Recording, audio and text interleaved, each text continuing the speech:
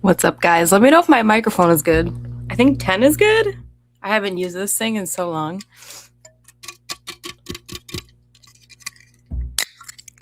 A little ASMR for you. I just discovered these as green tea energy. Gorgy. My first time trying the peach. I like the tropical, the blue one.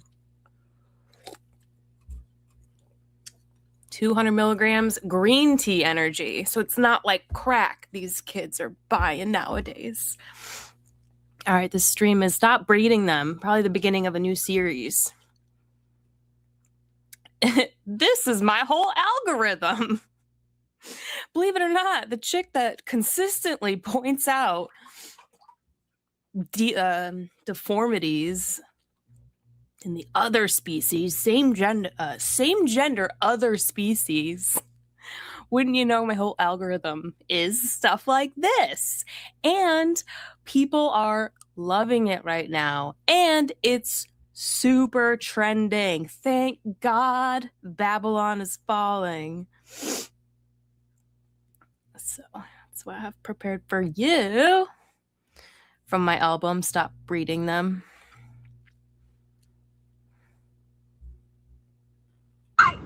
How about you stop screaming like a banshee? It is making you dumb? No, it's not. I was already dumb. You are funneling money directly AI! How about you stop screaming like a banshee? It is making you dumb? No, it's not. I was already dumb. You are funneling money directly to the people that are oppressing us! Yes, but that would be true of any capitalist enterprise that I support. It's true of the manufacturer of the vehicle you're sitting in, the clothing on your back, and all of the other products that you enjoy, including the phone you're recording on. You cannot claim to care about marginalized people! Thank God I can pause that. Yeah, the irony is AI is using technology to weaken people's minds, to rage bait them. So she's like, stop using AI! She's a bit young yet, but there ain't much time left. Yeah, it's used, this type of mind control is exactly what it's doing. You feel inferior to AI, you fear AI. It's got you. We gotta stop breeding them. Or the environment! Anything! You cannot claim to care about those things if you're using AI! Yeah, whether I use AI or not, I can claim to care about any of those things or none of those things. We have lived our entire existence without needing it! Yeah, sure, that's true. The same is true of any invention in all of human history. A caveman could have made the same argument about the wheel. You know, we live many centuries with no wheel. Why we need wheel now? Not a great argument. We don't need it, and now you can't even write a goddamn email! No, I can write an email. I just don't find it to be a very fulfilling or interesting activity. It's absolutely tedious. So if a machine can do it faster than me, why not let the machine do it? That's what machines are for, to do things human beings don't want to do, to save time. That's literally what progress is. Like, why don't you just walk instead of driving around in your vehicle? You got feet, don't you? You're asking it questions like it's your friend. It's not your friend! It can't think! It doesn't have a brain! People have brains! Well, some of them, sure. You need to go out and talk to real human people! You need friends! One thing I like about Muslim men and culture, they do not allow women to act like this. They will do anything to stop the behavior. And then when women victimize themselves against the Muslim man. I'm such a victim of men because you can't act like this. This is not okay. It's not acceptable. It's not acceptable behavior. Virtually no circumstance on earth requires you to act like this. If it's hell for you, it's because you're perpetuating it. You're creating it. You're hell. AI's not hell. You're hell. You know, that very well might be a true statement, but it's been put forth in a manner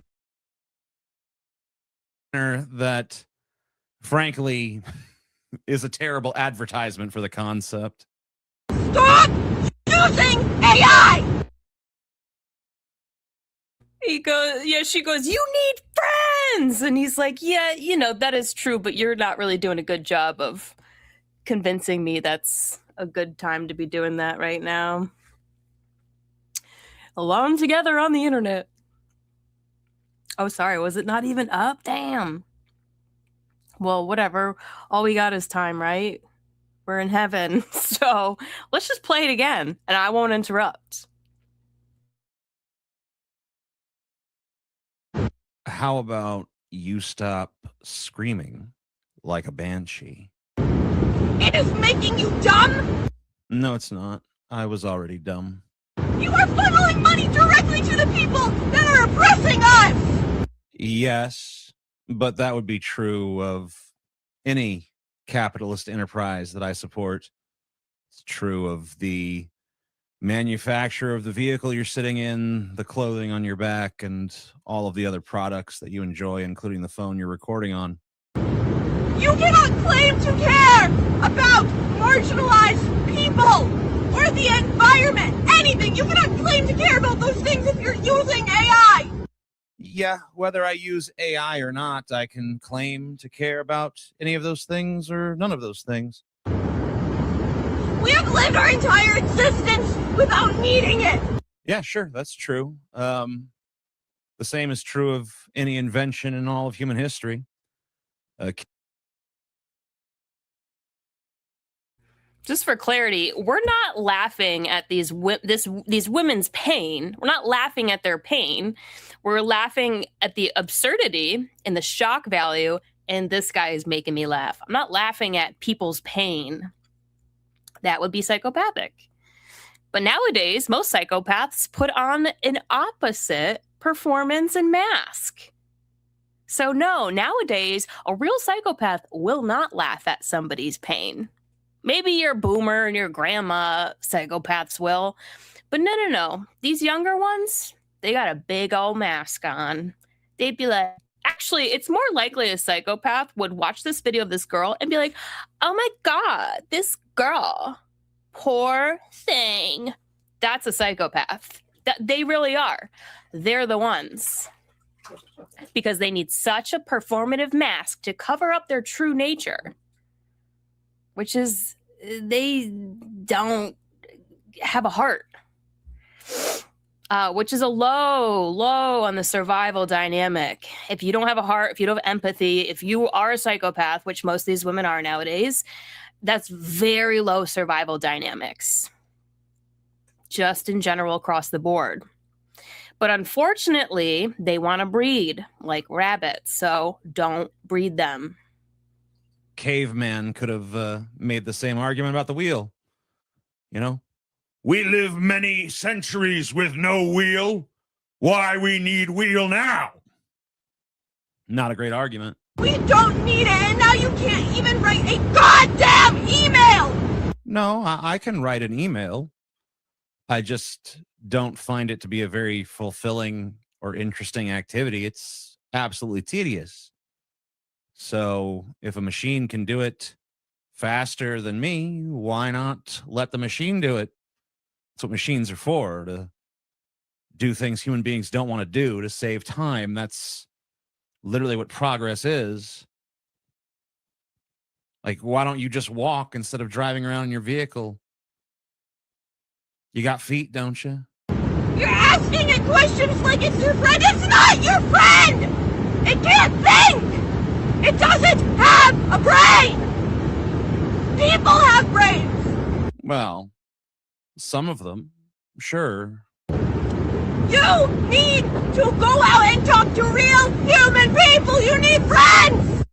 You know, that very well might be a true statement, but it's been put forth in a manner that, frankly, is a terrible advertisement for the concept. Oh my God, he just drove it home with that last statement. Hey guys, you can support the stream, share screen, support the stream, and this channel. I actually have an online hair care supply.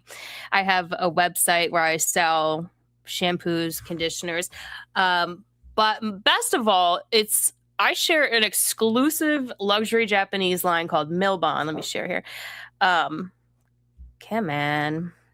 Stop screen. Milbon luxury Japanese that like you can't buy. If you even find it online, it's going to be like double the price. So this is like the Kerastase of Japanese hair care. So you can get it exclusively on my website. You can just shop it here. I linked it in the description. $10 off your first order, free shipping, 75 plus. So we got Kevin Murphy, we got Living Proof, Moroccan Oil, Milbon is the one I was talking about. Ruzel for the men, that's primarily barbering hair care. So really beautiful stuff. I mean, tools, if you need new blow dryer, brush, flat iron, and or if you have any questions about any of this stuff, then you can just email me and I'll help you find what you need. See, it's like you don't buy shampoo and conditioner that often, right? So every time you get some, it's like, well, now you have a whole bottle of something that isn't best for your hair. So if you want, you can message me and then let me know what's going on and I can tell you what you need and then bam, you'll have it. And you will absolutely help out the channel that way. So shopping for yourself, shopping for anyone else, check out my website. Thank you guys so much. Now, so yesterday, and I actually have been kind of keeping tabs on this, it seems like these women are glitching out, like doing and acting weird, just doing weird stuff. Last night in particular, there's two gentlemen I've been following for a while. So they never mentioned anything like this before. And I follow them because I like their content. I like their character. I like who they are, right? I mean, I don't know them in person, but I like the concept of who they are on TikTok. But so in this world, what do these men typically attract? They typically attract an alien invader, right? So they breed with them and they're with them now. But these men are saying that their wives are like glitching out. They're not saying it. I'm saying it. But they're pointing out weird behavior in their wives just yesterday. I mean, shit's ramping up right now. Things are getting weird fast. And I'm here for it. This one is so weird. This dude's wife just keeps repeating this like weird phrase. And he's like, it's so weird. Where's the sound button?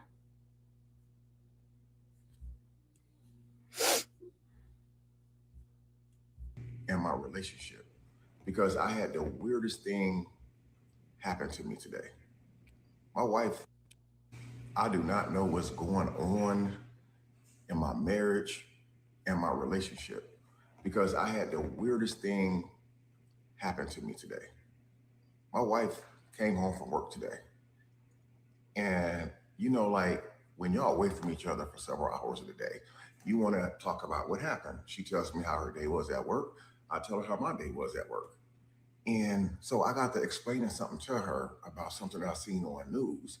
And she told me quiet by the creek or quiet on the creek. And I'm not understanding why she would say quiet on the creek. So I just disregarded it. And I went on to tell her about a comment that someone left on one of my YouTube videos. She looked at me and she said, quiet on the creek. And I looked at her again. Now that's twice that she said it. So I decided to just change the subject. I was like, how was your day at work today, babe? She said, oh, well, my day was really good. But then she didn't go any further. She didn't add anything to it. And so she said, how was your day today, sweetheart? I said, well, my day was cool. You know, I played with the baby. I did a couple of TikToks. And she immediately said, quiet on the creek. Now, I'm not sure what's going on because I am an older gentleman. I'm much older than my beautiful wife. But I don't understand why she keeps telling me quiet on the creek. And so when I finally asked her, babe, what do you mean quiet on the creek? She just said, figure it out. So I went on Google to figure out what she mean by quiet on the creek. And I found absolutely nothing. And so I don't know if my marriage is in jeopardy or I did something wrong or I said something wrong to my wife or something that I did not do that I was supposed to do. But she hit me all day today since she's been home with quiet on the creek. So every time I try to explain something to her or tell her something, she tell me quiet on the creek. Can somebody please help me understand what the hell my wife mean by quiet on the creek and why she keeps saying this? Because I'm so confused. A while back, I walked into a store and some young dude looked at me and said, you're the birthday. I didn't know what that means. So I had to do a video like this for you guys to tell me what the hell that meant. And y'all told me what you the birthday mean. Now I really need to find out what the hell does quiet on the creek mean? And why does she keep saying it to me every time I try to tell her something about a situation that happened? Thank you guys, and I appreciate your help. Yeah, so I looked it up also, didn't find anything. And so obviously the algorithm or the AI is like collecting data from us, and they're like, we must now implant new memory into human consciousness. There is now a phrase called quiet on the creek. It is popular and it means this. Oh, so just wait a day. Just wait a day. And the AI will gaslight you. It will be everywhere about what this phrase is. But all these things are dumb, right? This is dumb. Also, if you were trying to make a point to your husband, just tell him the point you're trying to make. Why would you just say something like this is so immature? Why would you just say something over and over again that figure it out? If you don't just want to create hell on earth for these men by being miserable all the time, by just passively aggressively saying quiet on the creek and weird shit over and over again and then telling them figure it out. If you actually had a problem with your husband that like you wanted to be solved, you would tell him what that meant. You would tell him what's upsetting you. But these women don't want to actually solve their problems. They just want to create more and create hell on earth for you. Don't breed with them. Don't breed with them. Get away from them. Come away from her, my people. So you don't suffer in her place in the Bible. In case you didn't know.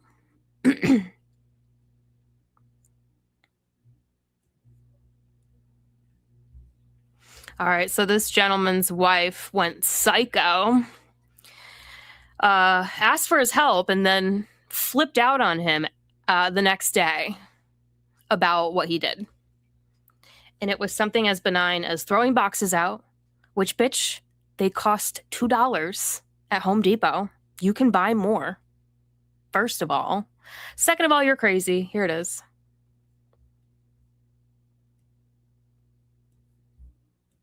I'm Jeff. It's story time again with Pepsi. Just like 2 ounces of Pepsi from my special glass Pepsi decanter. Okay, so this isn't about my dad and my hair is. I hate my hair. Fuck. At least I got it, right? Not going bald. I think I'm not going bald. Going gray. Okay, so my wife was organizing the basement. It flooded a while back. We had to have it redone. Everything got moved out of the basement. We had to move things back into the basement, reorganize the basement. My youngest daughter had a bunch of girls staying the night last night. So all day yesterday, my wife was in the basement reorganizing the basement. She had a vision of what she wanted. I know my place. I just stay out of her way. It makes her stressed out if I'm just standing there going, what can I do? What can I do? Or if I start doing something that she didn't have planned and then she has to fucking correct it. So at one point though, I did go downstairs and say, is there anything I can help you with? And she amazingly said yes, and pointed to a series of Rubbermaid totes and some cardboard boxes and some garbage cans, and gave me directions on which things were supposed to go upstairs into the library and which things needed to be thrown out, and blah, blah, blah. And I quickly obliged her. Flash forward about 6 hours later. She was done. She did an amazing job. The basement was perfect and ready for the sleepover. I apparently, I mean, this is going to come to no shock to anyone, as a husband, did not listen.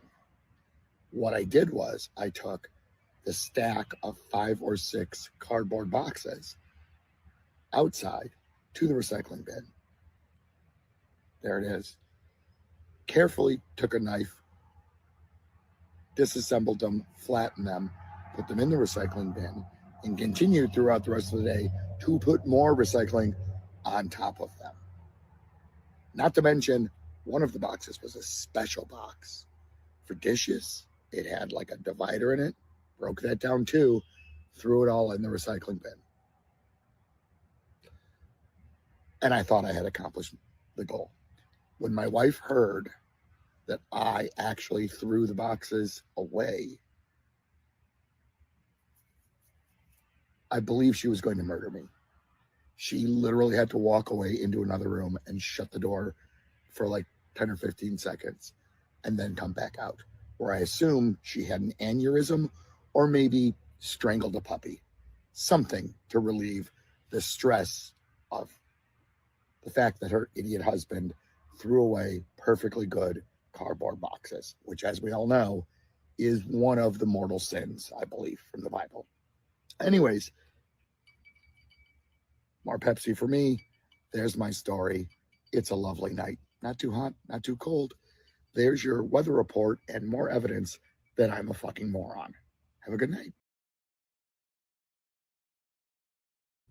So that's really common that like men don't listen, you know, and this is actually very common behavior. Women her age, I think they're about 50. Yeah, women that are kind of up there, they're bipolar. Like there's some generational bipolar in them.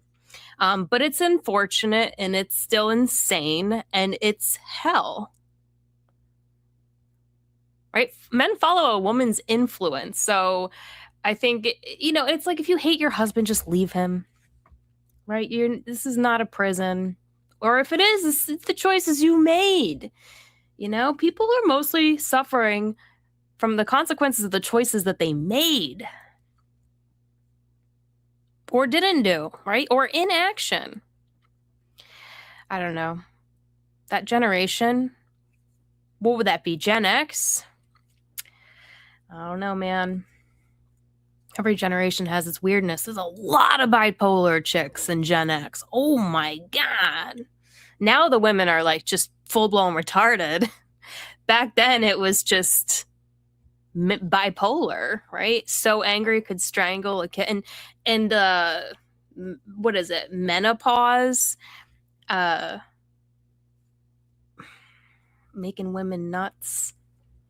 Probably part of the curse of female sins. Got a little cold in here. So this one is touchy because this one is pretty deep. Not so comical, but still, there's a lot of women, and it's like, I'm not super based, okay?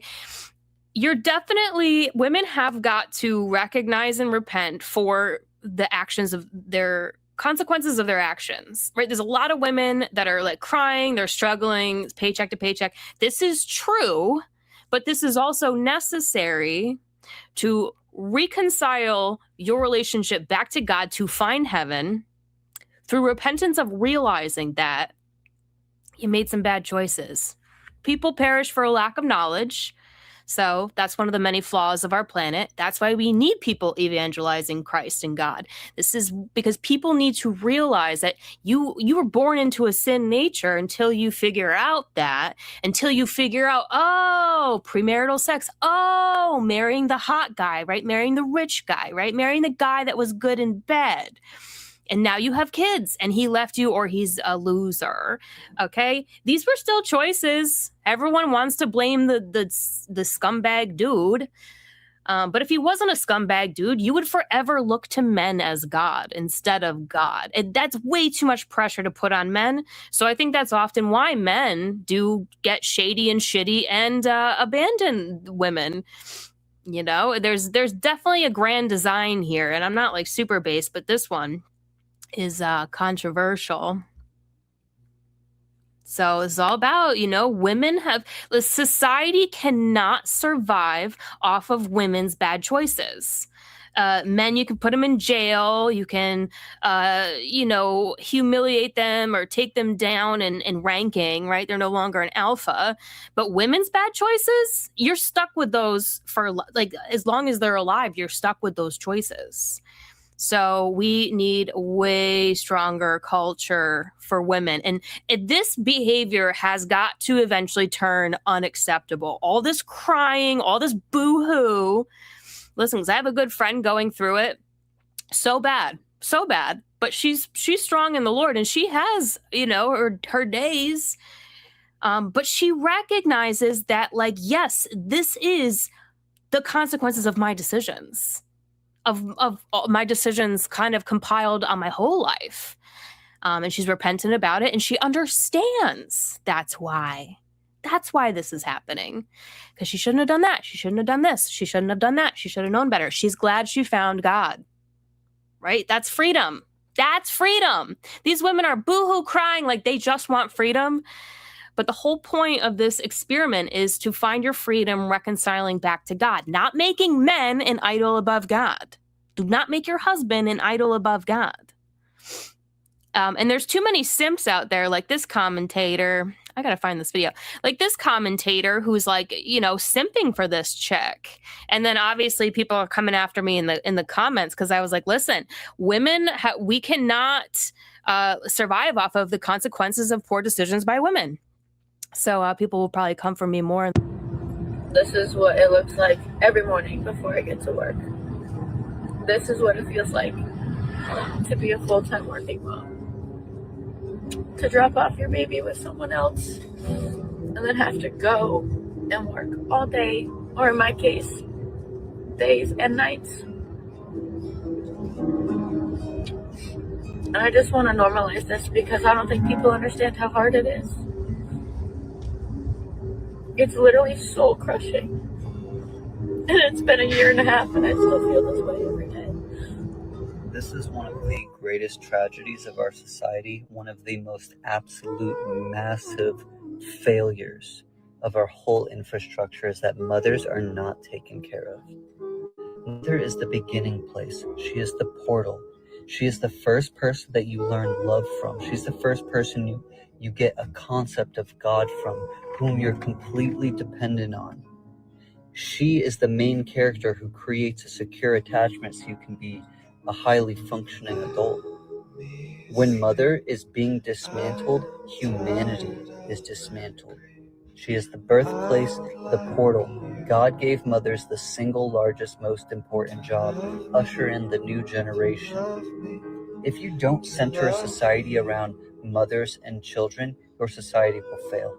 Our society is centered around money and greed, and that's why it's failing. That's why nobody's happy. We need to change this world, if anything, for mothers and children. Mothers and children are the ones that bring the spark to life. They are the heart, the lifeblood of living.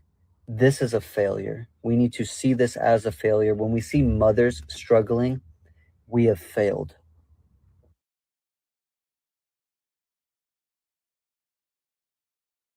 Yeah, but speaking of, and unfortunately, if only psychopathic women are breeding, right, with these alien invaders, there's a lot of hybridization experiments that, had us small amount that worked well. A lot of it did not work.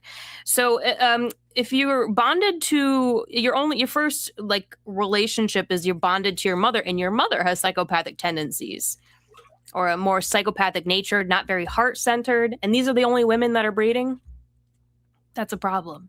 Because then you have a next generation that's primarily psychopathic narcissistic. And this cycle just continues. It just continues. And that's why psychopathic women are so rabid for the sons of God, because they're resource eaters. So I'm not saying this girl is that, obviously, but in general, based off what that dude was saying, psychopathic women, they are psychopath is a resource eater. They just obtain resources, like everything for one goal, and it's everything like against God's will. So more than anything, left hand doesn't know what the right hand is doing. All they want to do is take a man from a good woman. Left hand doesn't know what the right hand's doing. Right hand is just showing her titties and giving you a BJ. And you're like, I'll marry you. Oh my God. Idiots. But the other hand is, I really just want to keep you away from a good woman with empathy, because that's going to be a good mother, and that's going to breed a good generation of positively attached attachment styles, positive attachment styles. It's alien. It's very alien in nature. But these dudes don't simp for this stuff. Because, unfortunately, what a lot of women do is they will like place a man above God. And then if they even are presented with the concept, then they're like, oh, I got to go to church now. I got to prove that I'm Christian. So then they go to church, and then they just get crazier and crazier and crazier. And then you end up with chicks like this. Let me show you. My God, this came up. I seriously thought this was a joke. I've seen this lady before, but no, this is her real account. This was a real promo. Every person to be broken off of their life in Jesus' name. Radiation is facing your life so powerfully.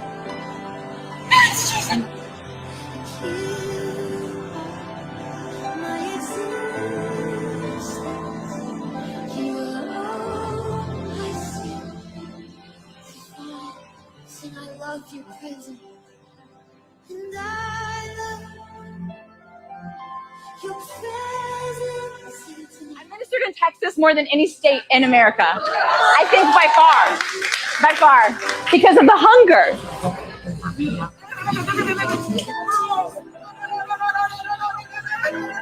They retire from increasing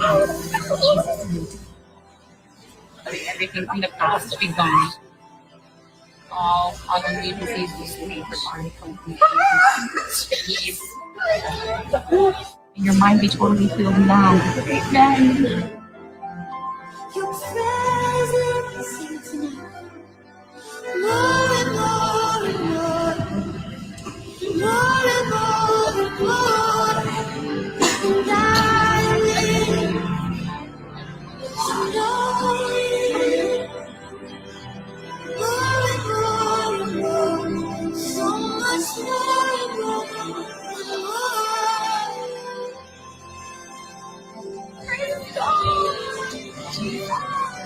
Every person to be broken off of their life in Jesus' name.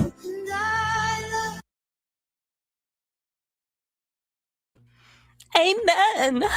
Praise God. Batshit crazy.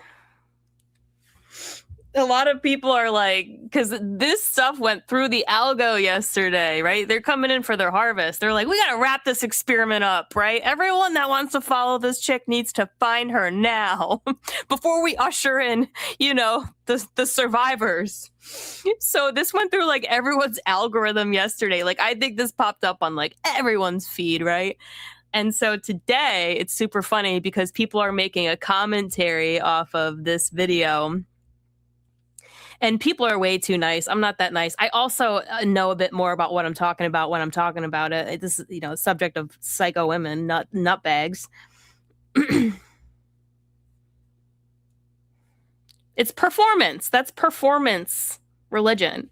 Plus, look at all the attention they get when they're convulsing and shaking around. Everyone's giving them like all this attention. They love it. They need it. They need a Neuralink. But you got to date the Republican women because you're aligned with those people. But they're crazy too. They're conspiracy theorists. You're walking through a park with a Republican woman. She's like, "Look, they're spraying us." And you want to fuck her, so you're like, "That's crazy. Look at that." Wow.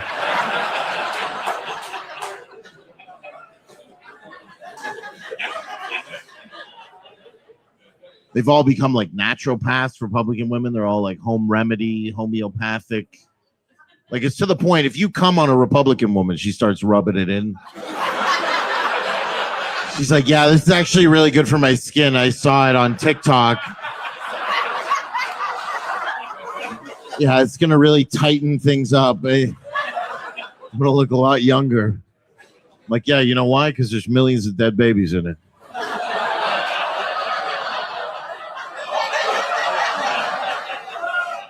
"You're welcome." And then she's like, "Maybe I should go back to beef tallow." I don't know. But you got to date the Republican women because you're aligned with those people. But And there's probably more health benefits than just eating it, if anything. But moving on. Every person. What's that, my love? Not much? I said you're not funny. I'm not funny? Well, you're the one that paid to see me. What didn't you like about it? You didn't like that it was a homeless joke? No, I didn't like all the crowd work and the trans jokes. Oh.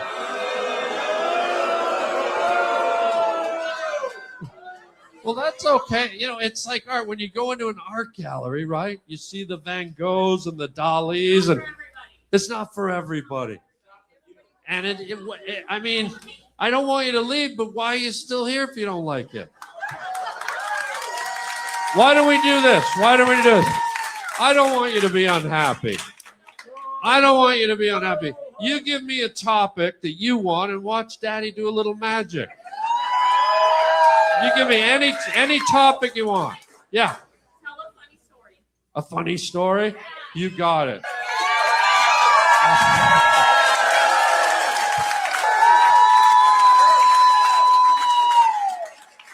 Anyways, these three trans are going at it behind Dairy Queen.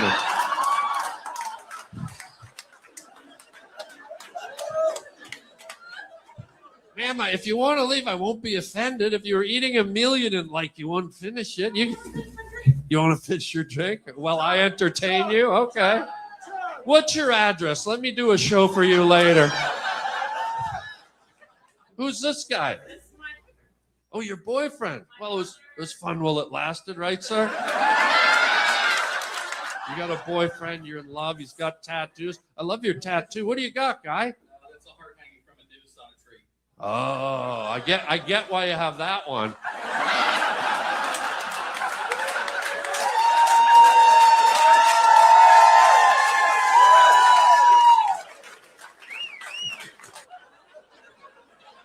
Is she still there?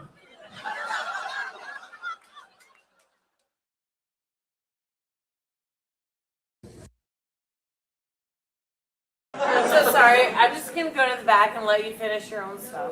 Oh. And I'm just going to go back there. I love you so much. I love you. No, none of that. Stop being boo. Yeah, guys, hold on. She does make a good point. Stop being boo.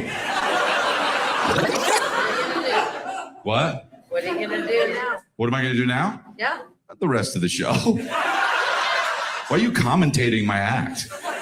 Like it's the UFC. And I'm sorry. Okay, all right, well, that was the quickest acceptance I've ever heard of. Because I'm drunk and I'm sorry. I'll do better. Continue. How are you drunk and accepting that? That's hilarious. I'm fucking drunk. And also, you know what? I've been a piece of shit. That's the thing, is that, you know, I thought it was not a big deal. And then obviously it's a big deal. So I'm a piece of shit and I live and learn, you know? And I will never do that again. You have my word. So that's just what it is. What are you going to do? You're gonna close it hard. What? Close it hard. What? Close it hard? Are we in the bathroom? What the fuck are you talking about? Close it hard. I can still smell it. Close it hard. Close it hard. Otherwise, the smell seeps out. Close it hard. What does close it hard mean? It's like the worst tagline of all time. I'm sorry, I thought that's what Nike says. That's fucking close it hard. You can close it hard. Nike, close it hard. It's 4th and 10. It's fucking 2 seconds left. Raining. You're behind by 11 points. Close it hard. Nike. Close it hard. Close it hard. You gotta pinch out one more shit. You're in a public bathroom and you gotta pinch out one more shit. And there's somebody at the sink. You know the door's open a little bit. If it wasn't open, it wouldn't smell that bad. Your family's out in the restaurant having dinner and they're waiting for you to eat. Close it hard. Close it hard. Nike, close the door hard. And fucking shit. The worst commercial. Like, we're actually gonna go with the track and field version. The worst ad lady. All right, so basically I have a few options for you guys, okay? I don't know if you see Mad Men, but that's like my style, okay? Look at here. This one right here is the first one, all right? It's the football one, and they're down by 9 or whatever, but then they go, it's raining out, and you go fucking close it hard, okay? And then this one's about hockey. It's pretty much the same, and it goes close it hard after that. And then this one is like fucking, it just says, fuck you. Close it hard. And then over here is the bathroom where you're shitting and you go close it hard. And so anyway, do I have the job or is it like... And then they're like, ma'am, get out and fucking close it hard. She's still going, like what she's doing, you're not learning. You know what I mean? I'm so sorry. I'm just gonna go to the back and let you finish your own stuff.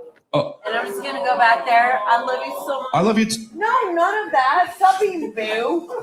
Yeah, guys, hold on. She does make a good point. Stop being boo. I'm just gonna go back there so I'm not so drunk. You're all right. I mean, I understand you like me and everything's fine. I'm sorry. No, you don't. Like, talked over your shit. No, it's okay. No, I need to do it. I'm just gonna go stand back. No, it's okay. I'm actually gonna go smoke. Okay, cool. That's cool. And maybe I'll see you out there in like 10 minutes. Yeah, I'll be out there in 10 minutes. You're going to go out to smoke? Yep. All right, careful. Go up the door. Close it hard.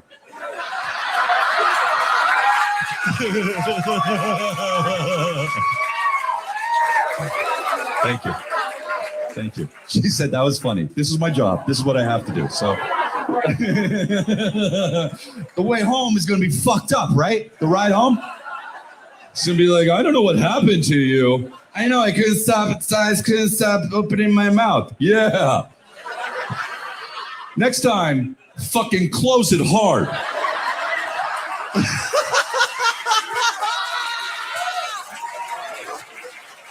Practice touching your top lip to your fucking bottom lip. He doesn't have to go home with her. Yeah, I know, it's a free country. Oh, they're with you? What? You're claiming her?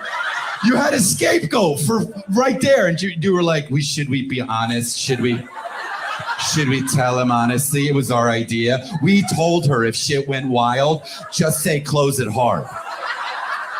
We told her, and that's kind of on us. I would feel terrible if they thought it was this man in a vest and shorts. I would be honest, he already is wearing a vest and shorts, and that makes no sense. If he takes the clothes at Hard Rap, I am gonna feel too guilty. She's out there right now, dude. You know what I mean? What do you think she's doing, dude? Guarantee she's just... I love when people get so drunk that they stand like a character you can choose in a video game.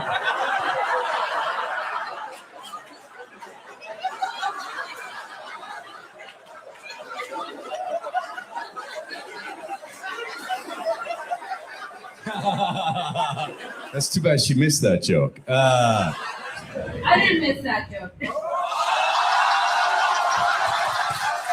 Oh! That hit. Dude, whoa, here she comes. Fuck yeah, dude. Uh-oh. No, whoa, what are you doing, the splits? Don't do that. Close it hard. I don't want to miss it, but I do want to go smoke. You're not missing it. You are it. Well, you're standing right there. Like you're a ghost haunting me, but you're alive. I don't want to miss it. You're good. You're good, ma'am. You're good. I know. Thank you. Well, don't agree with me. Still be on the sorry side. You know what I mean? You're good. I know. I'm pretty bomb. I do have to admit it. No, don't agree with that. Where does she fit in with you guys? I just met her tonight. You met her tonight? But how did you meet her? She is my boyfriend's best friend. Okay. Oh, wow. How do I proceed? How? Too many jokes.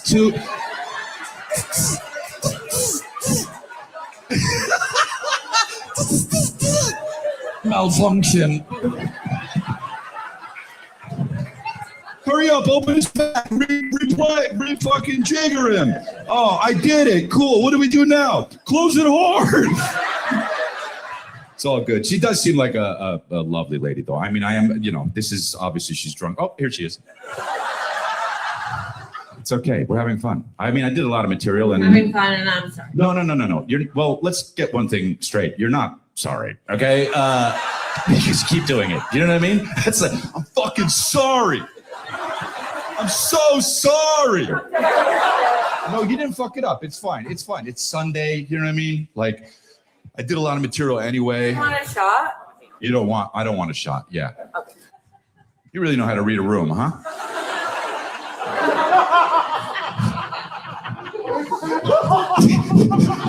The whole time, just, yes, he's roasting her. Oh, fucking evil villain over here. Oh! Do you think that's gonna stop her? You got kids?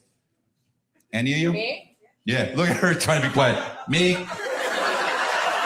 Technically, it's a conversation, so don't kick me out. Okay, just wait. Oh, fuck. It's okay.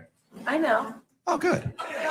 Like the guy with the vest and shorts, just happy to be here.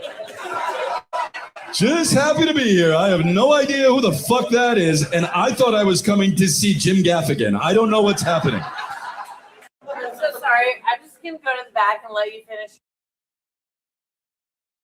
See, these women are ruining it for everyone. Someone in the comments said, like, oh my God, she made the show. And Chris D'Elia quickly wrote back, she ruined it, but I fixed it. They're ruining everything. And it's a problem when men don't stand up to these women and get them under control. Like, we need Muslim men to invade their dating pool, and like, American men just won't deal with them at all anymore. So their only option is like a Muslim who will like literally slap the shit out of you for acting like that. Will probably literally duct tape your mouth. No, put their hand over your mouth and like tell you to shut the F up. Or like be a lesbian. but then like don't come to these shows. Also, huge red flag. That's your boyfriend's best friend. What the F is your boyfriend doing with a chick best friend who's pretty good looking, has an all right personality? Not in my eyes, she's fucking terrible, but you know, I can see how people would like her, and has like her tits out. Come on, dude, what is wrong with people? These women, no bueno. But he handled this like so well, like obviously, but really well. I mean, not all these people, they're not like openly professing to be like Christian, but I'm like, the way he handled himself, I'm like, that's a Christian operating system. Like he's got like the good operating system. Don't even have to be Christian about it. It doesn't have to have anything about it, but it's, yeah, like that's one of God's people right there. The way he handled it. Because I think the only way you can handle these situations is to have a really good operating system, right? And I think that's what the presence of these women is forcing men to do, to improve their operating system, right? Improve their maturity. You have to overcome. We have got to get these women under control by especially not breeding with them.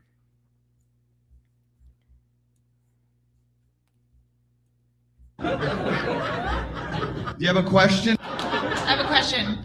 Is your hair real? Great question, ma'am. Yeah. It is real. You want to see?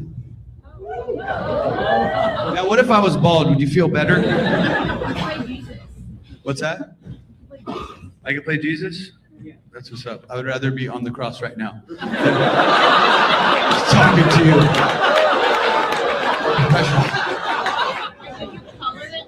What's that? Did I color it? No, it's gray hair, lady. Hold on, let me check something out.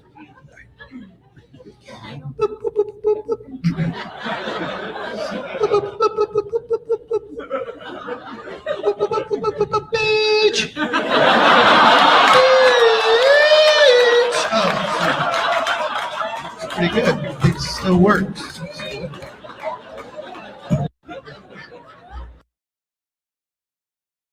You don't just sit in the front row and raise your hand at a comedy show. And I love how people know it. These chicks are robots. So he pulls out the metal, he pretends this stands a metal detector, and he's like, this one. Evil robots.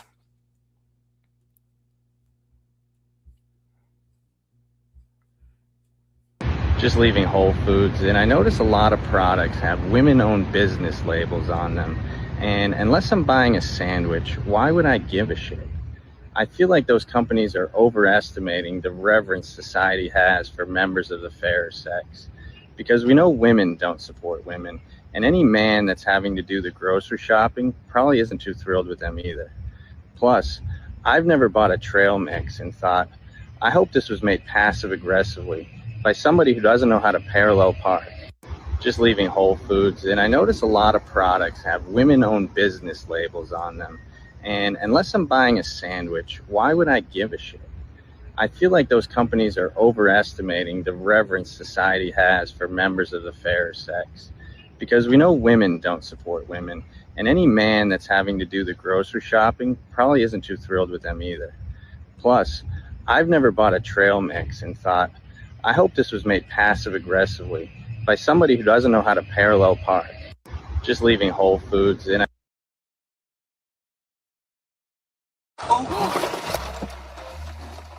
It squirted on me. Kendra, don't No, move. it squirted on me. We saw that McDonald's had these really cute, like, fun little drinks. My kids love McDonald's, and I love things that are dirty. Really want to try these 3 drinks because it looks like there's like cum on top. Yeah, it's like froth cum. Tracy, which one should we try first? I feel like we start with like OG, like a dirty Dr. Pepper. I don't drink coffee, so this is like as close as I can get. Oh, coffee like has caffeine, it has sugar, it's just bad. This is a better alternative. Yeah. We drink soda, not coffee, because we are endowed. I don't even know what endowed means. Oh, sip one. Good? Good. It tastes like a kumquat. Try that. A what quat, It girl? tastes like a kumquat. What is a kumquat? Mommies give it 8 out of 10. This one's giving BYU realness. The BYU sick. They literally said, mommies give it 8 out of 10. Stop breeding with these weirdos, these chicks. Notice also how everything nowadays, because only psychopaths are breeding, like rabbits, they're like, in the day in the life of a mom, as a mom, every video, if you're a mom, you got to tell the whole world first. And, you know, sometimes, obviously, I'm not based, and it's the next thing is something related to being a mom. But oftentimes, you're just a regular chick who happens to have a sperm donor who you don't love pop out some kids, but they make their whole, like, and it's like, obviously, like, here's the thing. Okay, so as a non-psychopath, like, obviously when you have kids your whole life, that's your whole identity, and it's the best identity there probably is on this planet. But as a psychopath, they're so performative that they have to constantly remind people, as a mother, day in the life of a mom, right? Mom of 1, mom of 2, boy mom, girl mom. It's like identity this, identity that. Gotta constantly remind people. Gotta constantly remind myself.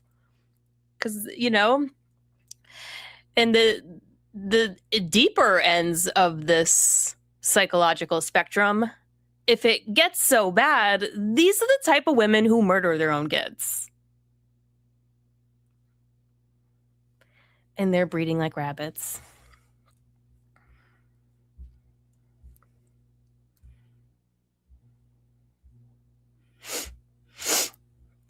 Now we'll go to Stefan Molyneux. This is profound. Oh my goodness. This is everything.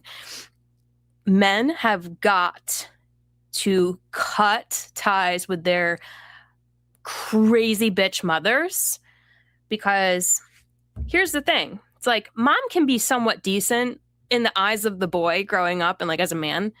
She's not abusive, right? She worships him. When you get a girlfriend, they are cruel and want to torment them. I mean, same dynamic actually with like my dad's girlfriend. She's a psycho. She's like halfway out, you know, she's halfway out the door. It's like she worships my dad, like kisses the ground he walks on. He's the most interesting thing about her because there's nothing else interesting about her, other than she's like this big, creepy, crazy witch. And she torments me. Like, not anymore, because I finally got her out of the house and, like, I'll see you never, bitch. Like, I told my dad, you got to protect me from her. I don't ever want to see her, talk to her again. Not out of spite, not because I hate her. I just can't. I'm like, her entire personality is predatory towards me. And it will never not be that because of what she is. And he just can't see it, obviously, because she freaking kisses the ground he walks on. So anyways... and you know, that's my dad, right? So it's like, that's not a big deal. It's a pretty painless situation for me. But, you know, with these sons who have these women as mother, like, thank God this woman had girls, although unfortunately now there's 2 more witches in the coven. But anyways, if she had a son, they worship the son. And when the son gets a girlfriend, they are murderously predatory and tormenting the girlfriend who, you know, this is the thing, like, consequences of the choices we make, guys. Boys don't unattach from mommy. Poor consequences. And then marrying the dude who will not cut ties with his mommy, his spirit spouse mommy, right? Because when the mothers have a son, they make them like their surrogate husbands. Sons are now responsible for their emotional state. Like, the son now regulates mommy's emotional state. Make mommy happy, make mommy laugh, make mommy proud. It's a surrogate husband relationship. It's extremely immature for the parent to do that to her son. And then when they get a girlfriend, don't marry a dude who will not divorce, who won't cut ties with his crazy bitch mom.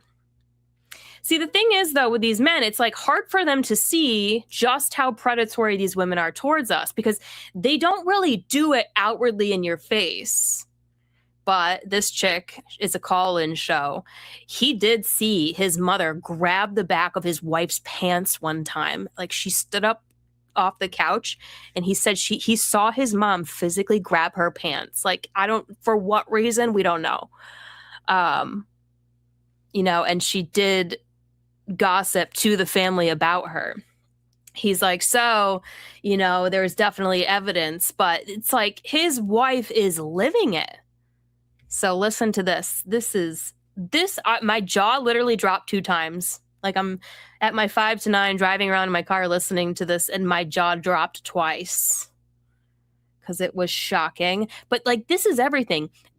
So common.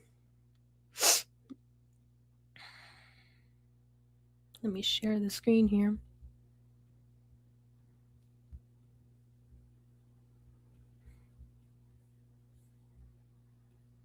We have, I don't know, the caffeine. Caffeine? Hi. Hello. Can you hear me all right? Gotcha. Awesome. Are you open to taking questions about like family dynamics and stuff right now? I certainly am. Whatever is on your mind, I'm happy to help with. Awesome. Thank you. So my husband and I as a couple and myself as an individual have been having some strained relationships with his mother. And we're not quite sure what to do in order to like move forward with, I guess, maybe as much peace as possible. And so we were kind of wondering if you maybe had some insight. Age, number of kids, how long you've been married? I'm 27. We've been married 3 years together. 8. We have a 2-year-old and a 1-year-old. Sorry, the word number 8 was in there. Oh, sorry. We've been together 8 years. Oh, together but 8, married for 3, and two little kids. Congratulations. How exciting. How wonderful. Thank you. How lovely. All right. And how can we just ascribe a name to your mother-in-law? Can we just call her Millie for mother-in-law? Sure. Illy? Millie. All right. So Millie, like Freaks and Geeks. So how was Millie as a mother to your husband when he was growing up? From my understanding, there was some, like, she had them both, my husband and his younger brother, when she was rather young, about 20 or so. And then she divorced their father when my husband was about 15. From my understanding, the divorce was rather messy, and she sounds like she acted relatively immature from some childhood trauma or difficulty with her parents as she was growing up. I don't know if that was super helpful. Born divorced. How was she as a mother in the first 15 years of your husband's life? She worked a lot. She went out with friends. From what my husband has said, it sounds like she would have preferred to work than to stay home with the kids. So who took care, who raised? They spent time with family and his dad, as well as I'm pretty sure he said that they were in daycare at times as well. Do you know how long Millie stayed home with your husband? I think she went back to work fairly quickly. She was in a customer service job that she really enjoyed. I don't know if I am allowed to share like what specifically she did, but No, it doesn't hugely matter. I mean, but it wasn't Okay. like she was CEO of a hospital or where lives and deaths hung in the balance or anything. Correct. Okay. All right. And do you know if she used verbal aggression, insults, put downs, or physical violence in the raising of her children? I- there were definitely times that I'm aware of, according to my husband, where she was saying things that were, not super nice or borderline insults. There was one instance that I was told about where she, I guess, like put hands on his younger brother. So Sorry, we're just getting into the rhythm of talking, and it's like, and another thing. No, that's the end. Okay. All right. So what did she say that wasn't nice that you know of? she calls them names, things Okay, like, please give me content. Don't give me categories. Yes. Give me content. she calls them idiots, and she still does. She swears at them. She puts them down about, like their weight, their size, like not understanding things she says immediately. I'm sorry about that. That's very tough. That's very tough. All right. And do you know what precipitated the divorce at 15? Was it when your husband was 15 or 15 years into the marriage? When he was about 15, I believe, there was some cheating going on. It sounds like it was on both sides. So, mom and dad both cheated on each other. They were generally not getting along. His dad, it sounds like his dad kind of would prefer for her to be a little bit more involved in the family, and she preferred to work, among other things, just getting along with their in-laws and children. But I think it was primarily the cheating. All right. And what are the difficult interactions you're having at the moment? A few years ago and currently, she has insulted me by calling me, sorry about all the filler words. She has said that I'm too soft, I'm too sensitive, and that was in response to me asking her to be a little bit more respectful. She has a large dog breed that we've asked her to keep in the front seat of the car if she's transporting our children anywhere. And she agreed to it. I found out that she was dishonest about that. And when I asked her calmly, like, did you do that? She started to insult me and say that it was, oh, I'm the one who always has a problem. I'm making a big deal out of nothing. She then insulted my parents and said that I'm like, they're weird, but they've always been very inclusive and have involved her in any activities that they're around for. They're respectful to her. And then tried to associate me with that. Like, you're going to be weird just like them. She's grabbed the back of my pants when I've tried to get up off the couch after she said some other things I didn't like, and I just was going to remove myself.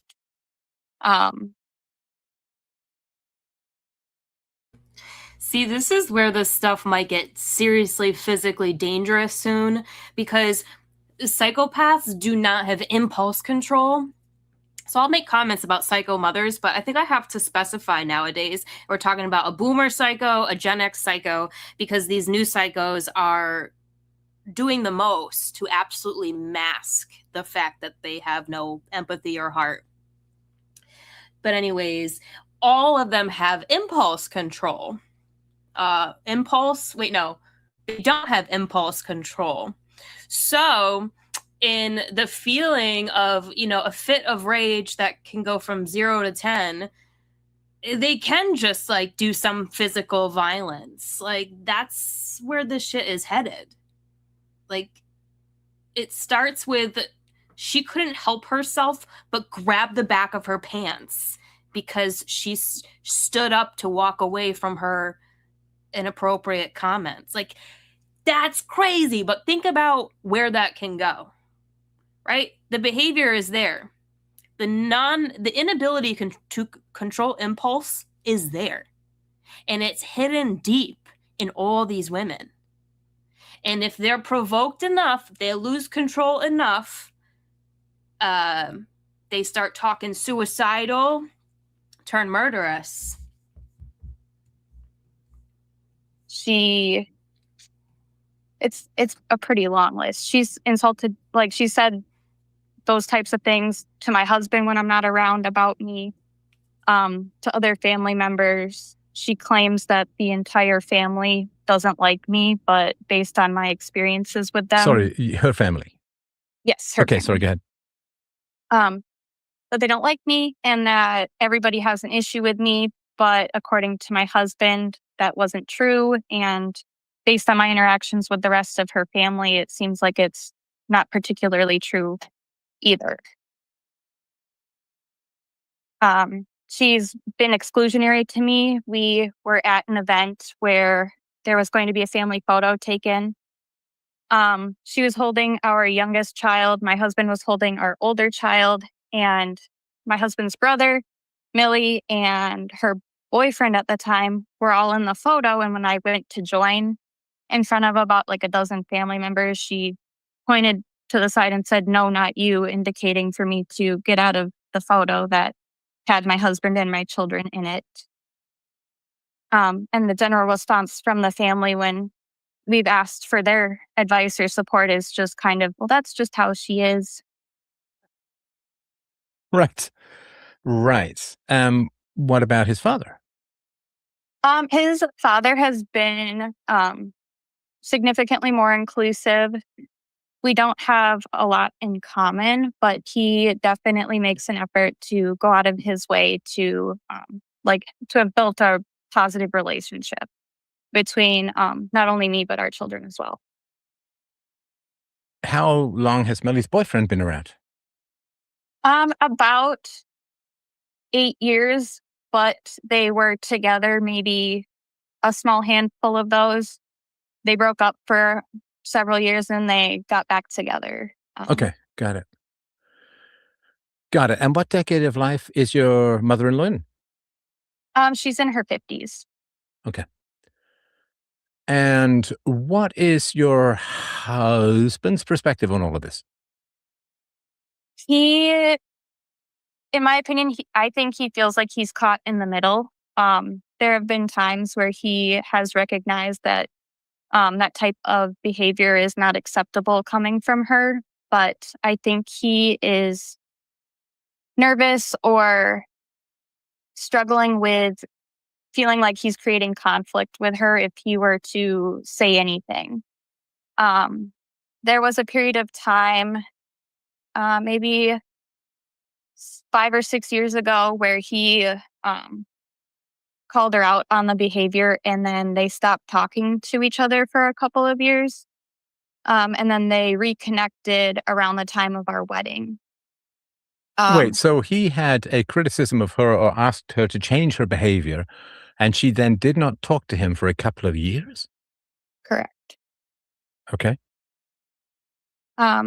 They reconnected. So that's the thing. They absolutely cannot take any criticism.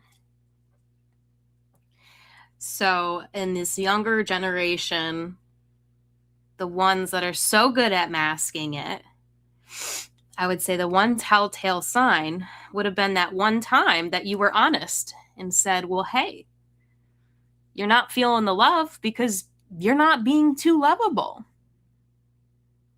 And the mask fell off. And then you don't hear from that friend for weeks. These women are really good at hiding their true nature. Because if they have everything around them in total control, and all they choose to surround themselves with is those who they have total control over, the one that they don't and will never have control over and can see who's got their personality clocked, it's public enemy number one. So yeah, no wonder mom didn't want to talk to them for a year and a half because A, they can't be confronted, right? Because they do nothing wrong ever. Even though they do a ton of damage. But they absolutely cannot handle criticism of any kind. around the time of our wedding. And since then, I have like come to him and said, hey, like, you know, I did my best to address it in the moment. This is what happened. And I feel like it would mean a lot if you like reinforced it and talked to her, or, you know, maybe had a conversation with her as well, because it feels like she doesn't take anything I say seriously, or just kind of brushes it off as though it's nothing significant. Like an example would be when she had the dog in the car, which was a safety concern because the dog has nipped at our older child when she was crying in the past, and that's why I asked. And then, sorry, what do you mean by nipped at? like not like a full bite, but she was crying. Millie went to pick up the child, and the dog opened its mouth and like caught our child's pants in its mouth. Okay. So I requested that if she was traveling with the dog and the child, that the dog stays in the front seat. So there's nothing happening in the back seat that she can't intervene with if the dog were to get upset. Okay. When I informed my husband about how the conversation went, which was not positive, I requested that it might be helpful if he as well talked to her as well, especially around the dishonesty about following the requests that we had for the safety of our child. Well, it's more than in a her request. It's a requirement. Yeah. Okay. A request is not too much ice cream. A requirement is don't have dangerous dogs around or babies. Right. Okay. Is there anything else you'd like to tell me? Part of the reason, well, I guess maybe part of the reason why I think it might be like a struggle for him is that he said he would take care of it, and then the date that he was going to take care of it kept getting pushed, and then it's been a pretty significant amount of time now and nothing has come of it.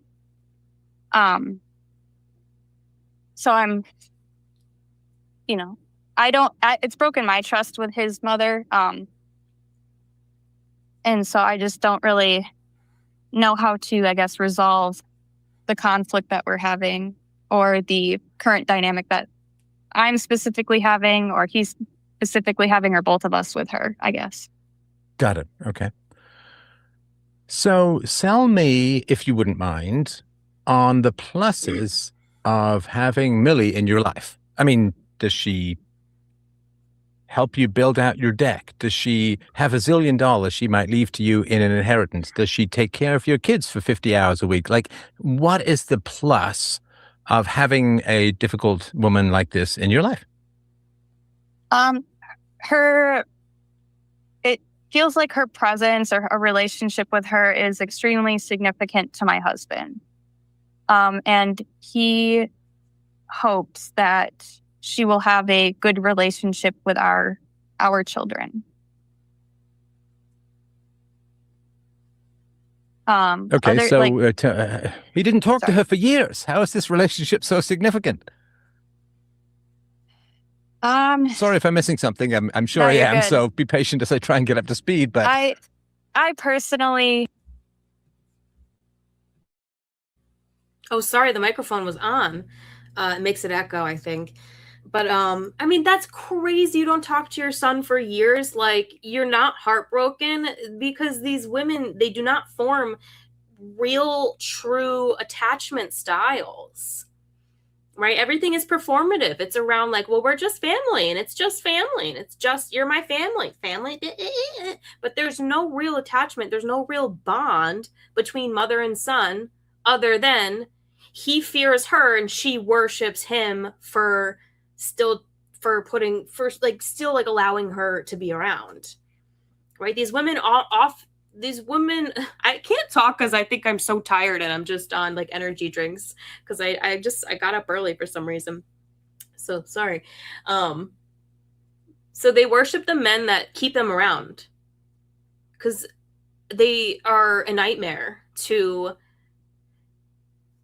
the same gender opposite species from them.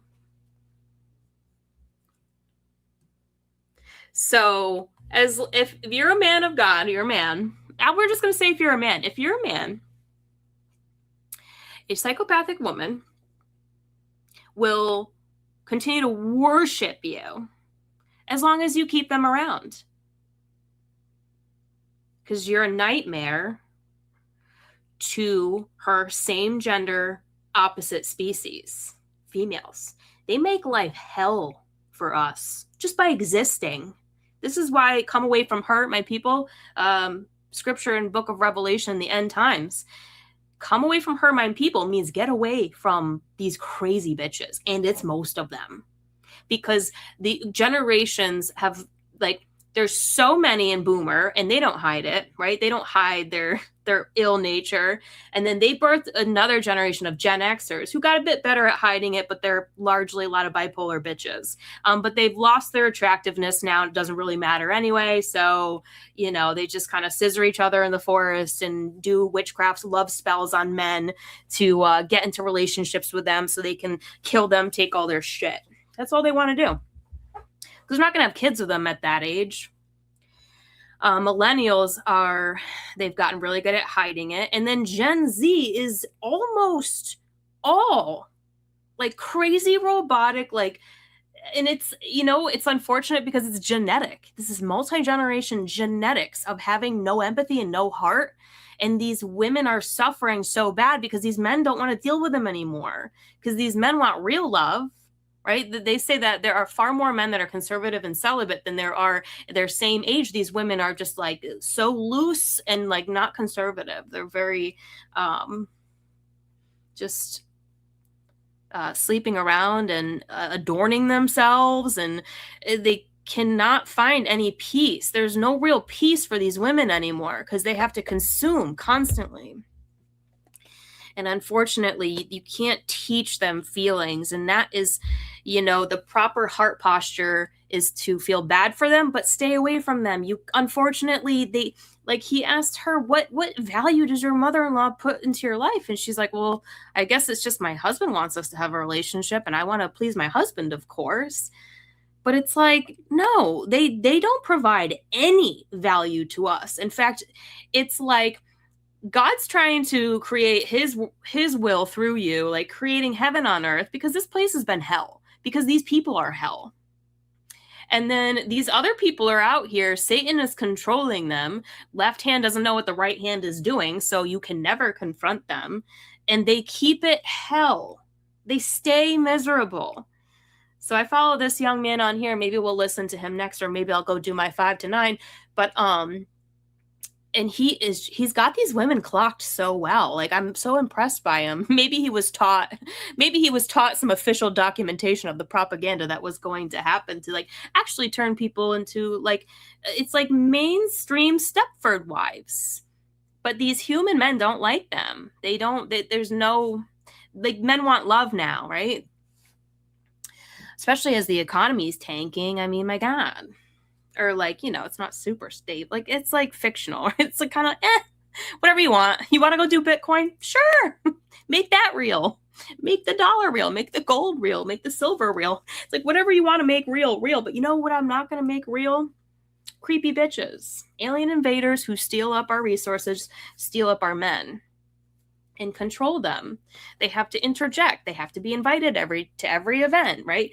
And then it's like, you don't even want to go to half the stuff anymore because they're going to be there. And their presence is just a nightmare because you have them clocked so well that you just sit there and just be like, oh my God, they're such data collecting robots. Like, they are just constantly calculating and scheming, and I want to entertain you, and they're just plotting and scheming and calculated. But it's really, they have a very poor operating system. It's that for the will of Satan. Left hand don't know what the right hand is doing. They can't remember shit. They have all of these like neurodivergence, and it's just unfortunately a low survival dynamic. It is unfortunately genetic. It's multi-generational. It's karma of, you know, what happens when alien invaders try to take over a planet that doesn't belong to them, you know, in the extreme sense. And it's just kind of the result of nature, right? Nature has a way of fixing itself. So naturally, these men are not attracted to these women anymore. And he said, once you do form an attachment to a woman, he's like, she just gets miserable for no reason. It's like their job is to make life hell. And he's like, I will have none of it. He's like, I will put up 0 with 0. I do not want a woman in a bad mood all the time. He's like, I do not want it. I did not deserve it. I do not want it. But men have gotten so used to women being in bad moods. That's not okay. It is actually not okay for you to be a bitch 24/7. It's not okay. And men are waking up to this and getting away from them. They're making life hell. And we don't want to live in hell anymore. And God is providing us with a way out. And it's through getting away from these women. Have stepped back quite a bit from my relationship with her because nothing has been addressed or repaired, or I've never gotten an apology. No, hang on. Sorry. Are you leading to answering my question? Yeah, sorry. I personally am struggling to see if there is any significant benefit. My husband... No, hang on. Sorry. You said that it's a very significant relationship for your husband, right? Correct. Yeah. But he didn't talk to her for years after he had some criticism of her. Or she didn't talk to him for years, right? Correct. So how can it be that important a relationship if he didn't talk to her for years? My understanding is that he was not happy that he didn't talk to her for years. I don't understand why he didn't. Because here's the problem. No matter how unattached a mom is to a child, right? These women breed like rabbits. They don't have true attachment style. They don't even bond with their own babies.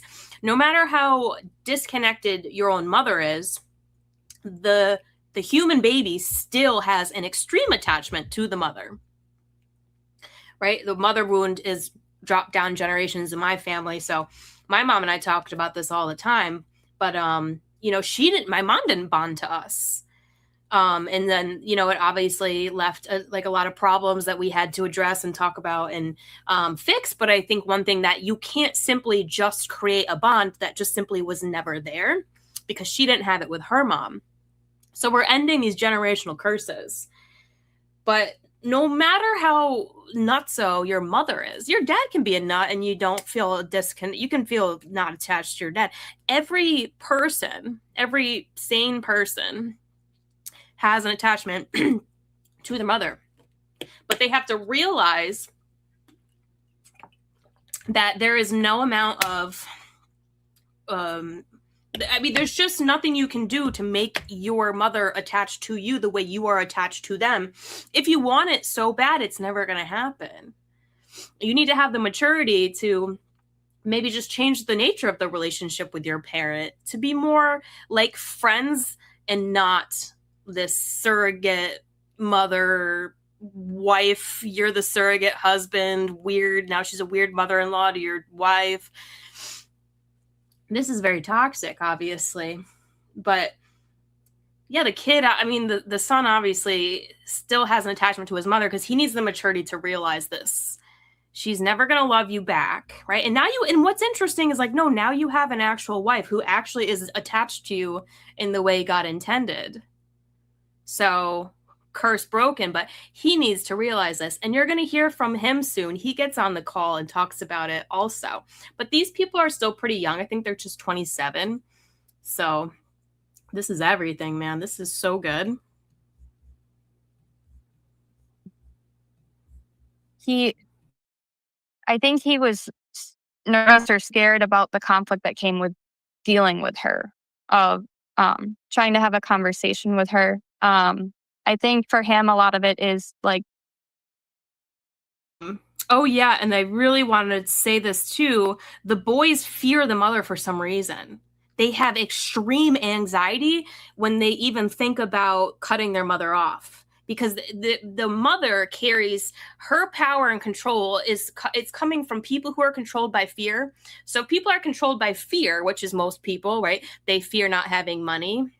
I don't, because I've been there, done that. It all works out, right? People A fear as simple as just fearing not having money. Okay, most people have that.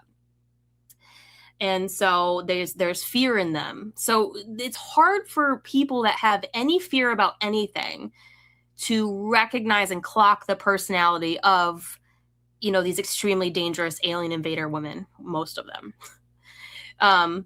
Because most people carry some degree of fear.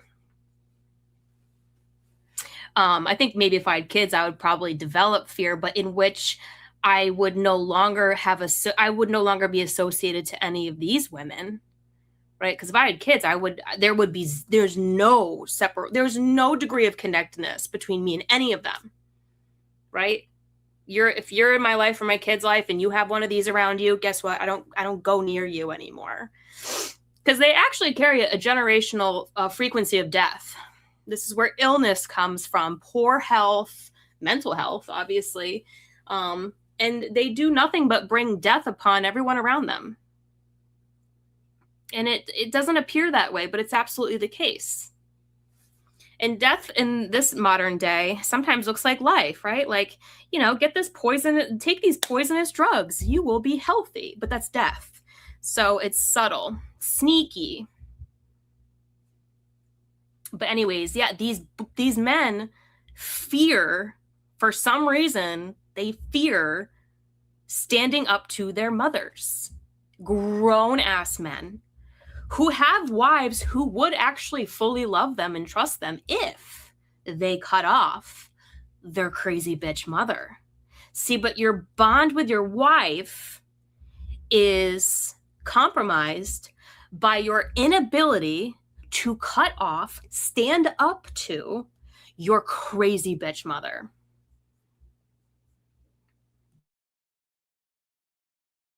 It's family and that's that. It's family and that's that.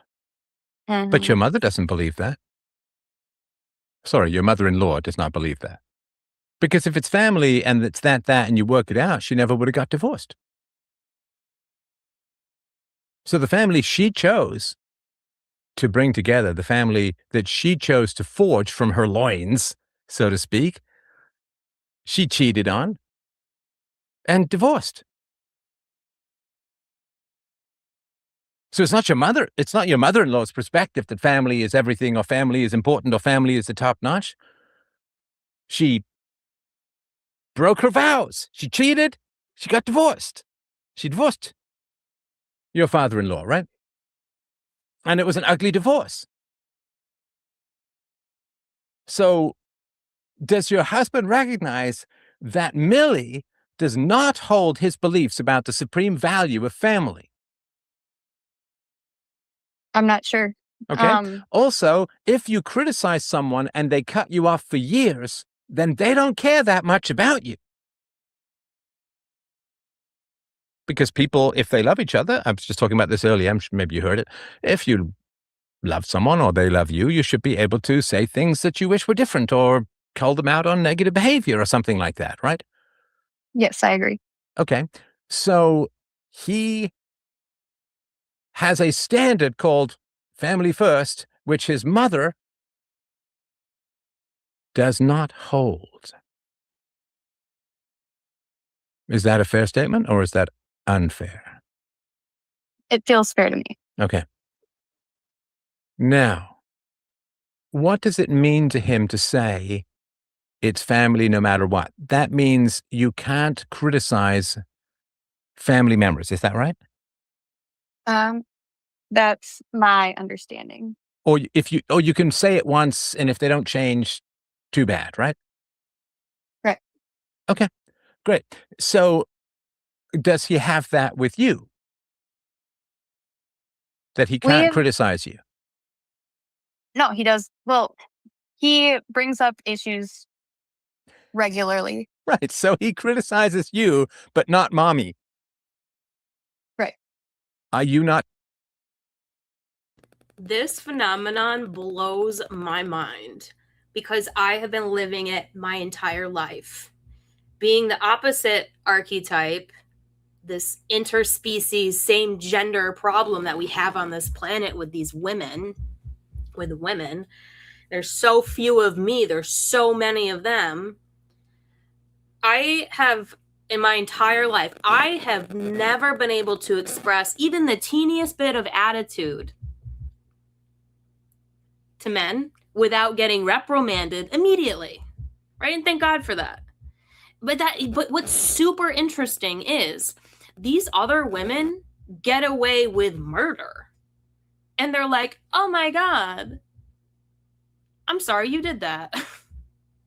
Or like, I forgive you. It's so bizarre.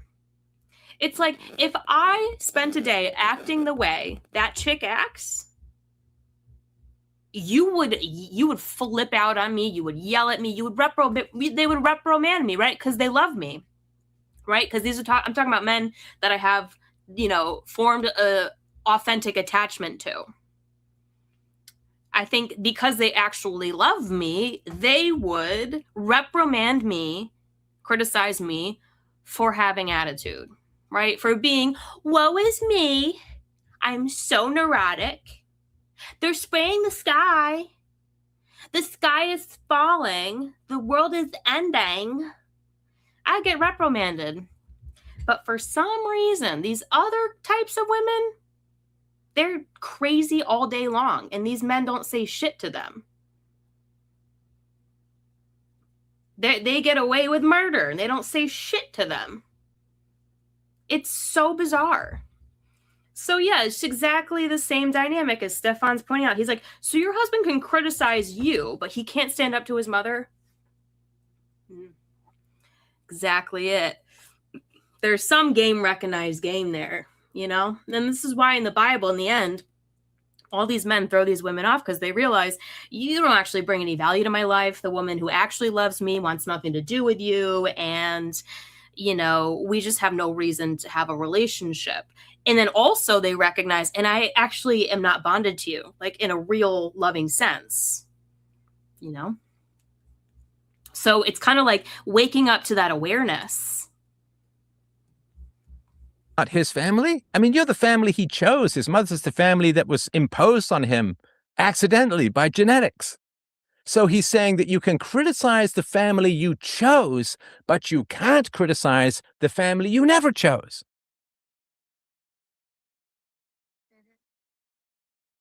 Help me understand that logic. I'm having a little trouble crossing this canyon.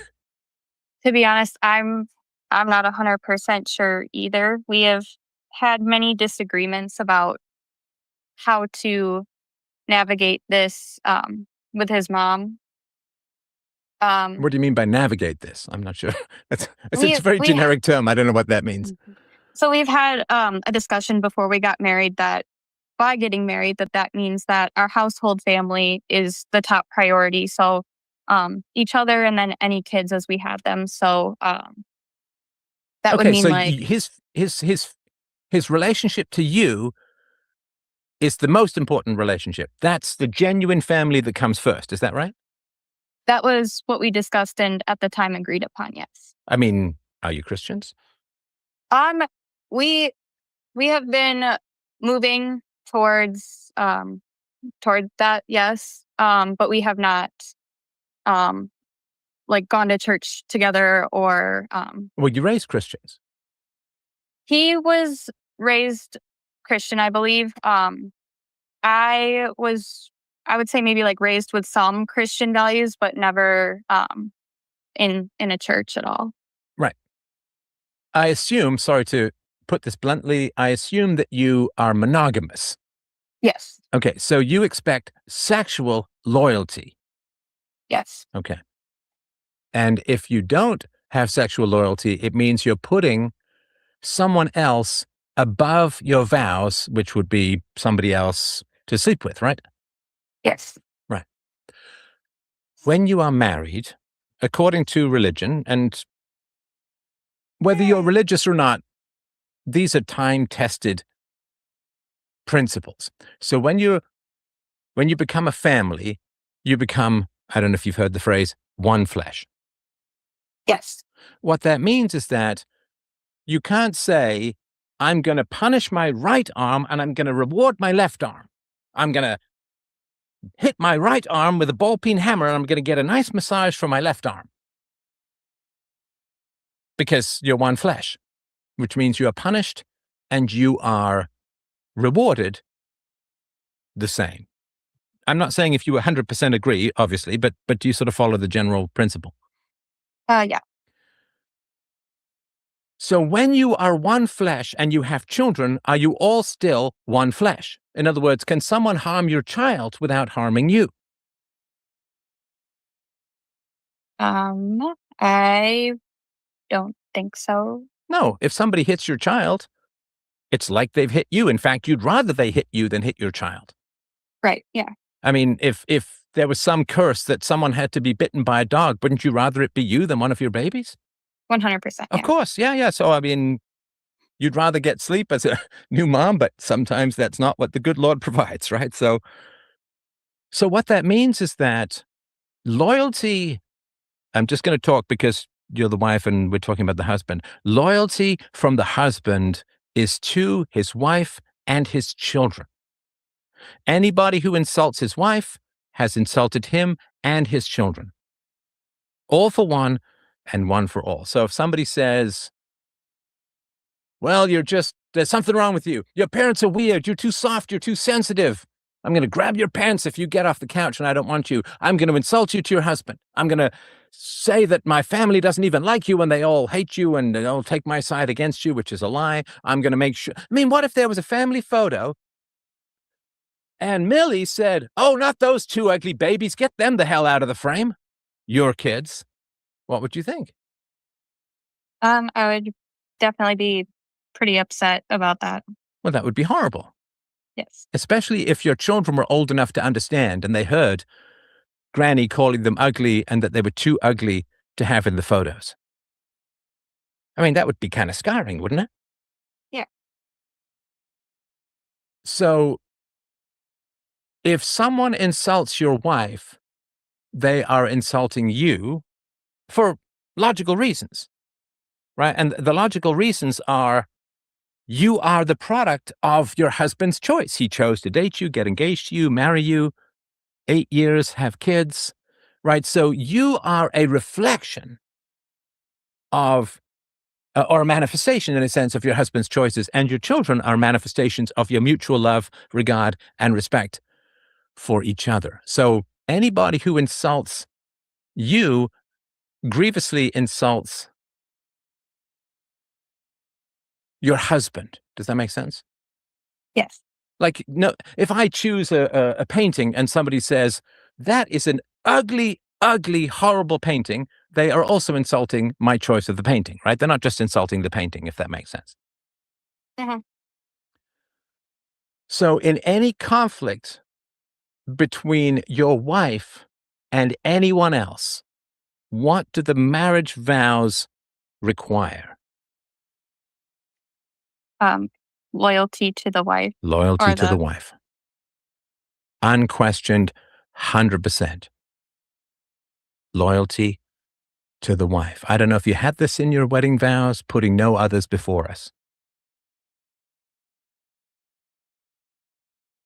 We definitely, I don't know if it was specifically in our vows, but there were parts of our ceremony where it was essentially discussed that we were joining our family and that family was, or our own family, and that was going to be the priority or whatever you might call it. And that's why they're in, and that's great. And that's why there are in most wedding vows, I don't know if it was in yours, but this evolved over a long time. I'm sure you've heard this statement. If there, you can finish it for me. If there is anyone here who, where does it go from there? Object to the marriage. Speak now or what? Forever hold your peace. Right. Yep. Why is that in there? For people to object. No, I get that. But why is there or forever hold your peace? Oh, to like agree that this union is like, I don't want to use the word acceptable, but like you approve. You're fine with it. Yes. Speak now or forever hold your peace. Forever hold your peace is so You do not set spouse against spouse. Because that's asking a spouse to cheat not with their bodies, but with their loyalties.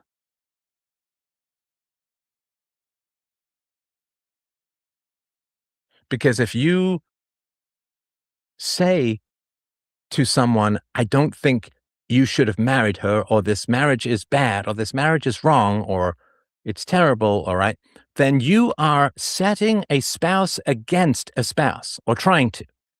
You are driving wedges. You are causing huge problems, especially when there are children, right? Yes. Loyalty to your spouse is everything in a marriage. We always think of it in terms of just the physical, but people talk about emotional affairs, right? Where a man is hanging out with a woman, maybe at work or whatever, and they laugh and they, touch the back of the hand, and they don't have sex, but he tells, oh, I have all these problems in my marriage and blah, blah, blah, blah, blah. And it's a terrible thing that leads down a bad path, right? Mhm. So, with regards to Millie, please, if you could, you've told me about the negative things that she's done, which are considerable. Tell me her virtues. What is it that you morally admire about Millie?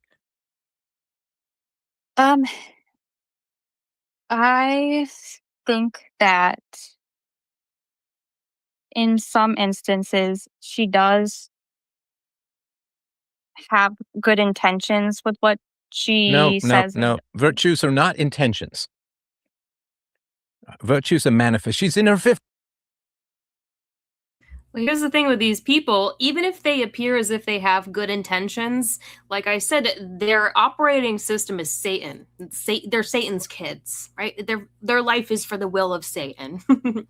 And the left hand don't know what the right hand is doing. So even if the right hand is give the illusion that you are good intentioned, be well intentioned, and then like the left hand, like the right doesn't know what the left is doing, the left is over here like stirring up more chaos coming down the pike. So nope. We're learning. 50s. That's why I asked. Yeah. So she's had decades to manifest her virtues, right? So it would be like, oh yeah, my mother-in-law's a writer. Oh, what has she written? Oh, she keeps meaning to write. It's like, then she's not a writer. Right. So tell me about the virtues, and I'm sorry to interrupt you. I know it's rude, but tell me It's about the fine. virtues that she has manifested that you admire. I believe that she's a hard worker. She works a lot at her job and has been able to, I guess, kind of grow a life for herself that would indicate that she has put in time working. Oh, that's the saddest thing I've heard of all month. That is really tragic. Other than that, Wait, did you hear me? yeah. So why haven't you asked me what's tragic? Oh, because, well, I have an idea, but what do you think is No, tragic? tell me what you think. That it like, from my perspective, it doesn't sound like the greatest version of her life that she could have had. She has a couple of children that have grandchildren, and I think that having a good relationship with those people in your family would be significantly more valuable than going to work and having things that are more materialistic. Okay, let me ask you this. If Millie was not your mother-in-law, not your husband's mother, and you just met her at some dinner party or some cookout or some firework show or something like that, would you say, wow, what a great person. I'd love to see her again. She's someone who'd be great to get to know. No. Okay. So she's only in your husband's life because she's his, Mother. That's Yeah, so he's like, if you met her out in real life, would she be somebody that would be like, oh, I want to get to know this person? She's like, no, because, you know, she's a nightmare. But there's also a problem with these women because what they first do is they try to make everyone around them feel so special, right? That was kind of like before the mask slipped off of, you know, this recent crazy chick in my life, no longer in my life. In the beginning, I was like, wow, this woman makes everyone feel so special. She makes everyone feel so included because it was all a performance, right? It's because psychopaths want to get resources, and having people is like a resource. Like having access to people is a resource. You make people feel special, make people feel seen, you make people feel heard. It makes you seem trustworthy and genuine. But what's scary is most of them are so far from that. right. And I ask you for the virtues, and you say all the stuff she did, that was the opposite of mothering. Going to work, working hard, being a workaholic, not parenting. You're telling me the whole negative of her as a mother. Just trying to be generous. Okay, I just need you to be honest. Sorry to be annoying. I know you Sorry. are. I know you are. Okay. Now is not the time for false kindness, right? You know, if you go to the doctor and your elbow is hurting and he says, how much does it hurt? And you say, oh, not much. Are you helping? No. No. Okay. Give me the virtues she has. And being a hard worker is not a virtue. You know, people who run concentration camps work 60 hours a week. Some serial killers are absolutely obsessed with killing people and work very hard at it. So being a hard worker is not a virtue. I'm struggling to come up with some for her. Okay. Let me tell you the things that I don't hear about and tell me if I'm wrong. Empathy. Okay.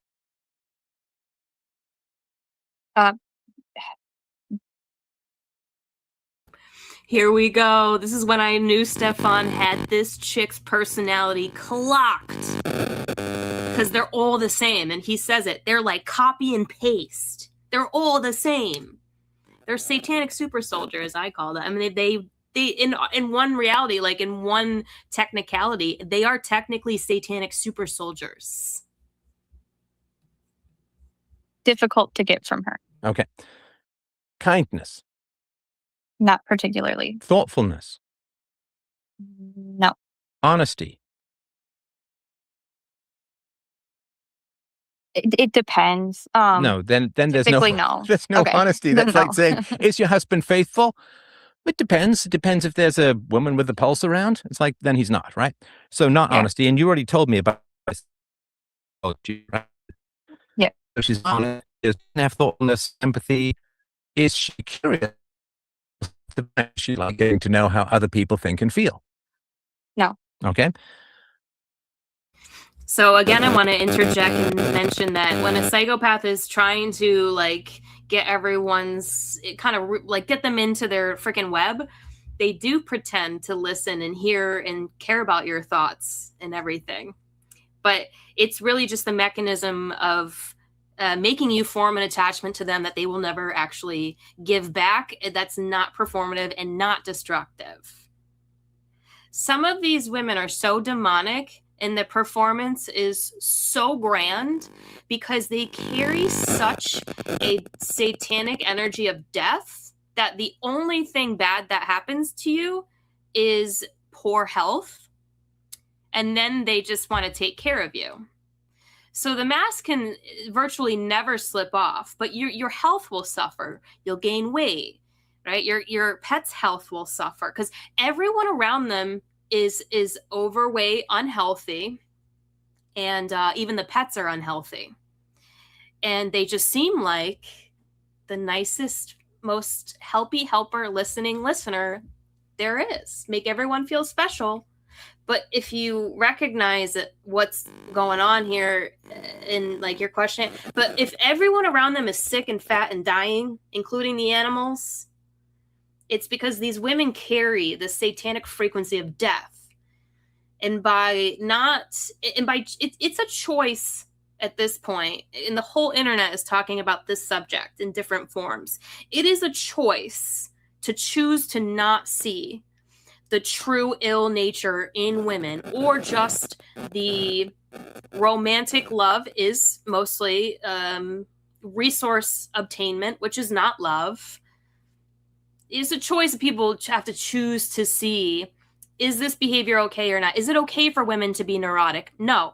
Is it okay for women to make bad choices? No, because women's bad choices last way too long than men's bad choices.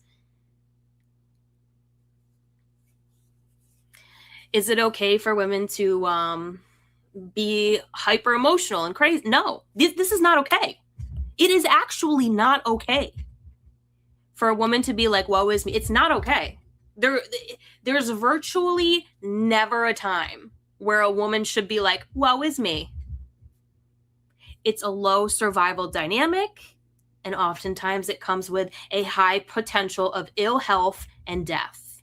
It's a frequency of death they carry.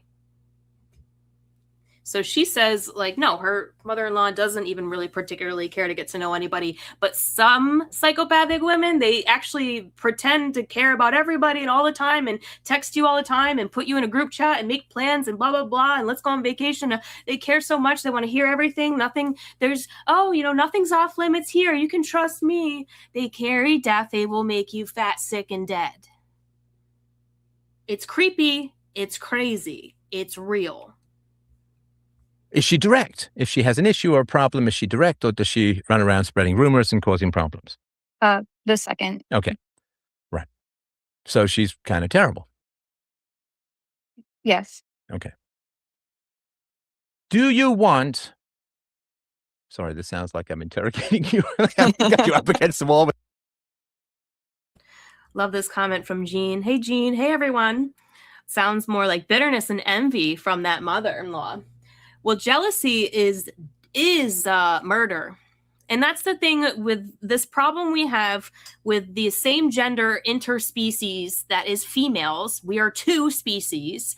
These women are so jealous of us. It's murderous rage. The only reason they haven't gone into murderous rage yet is because a critical mass of men have not figured them out yet. But they are, because everyone is talking about this week.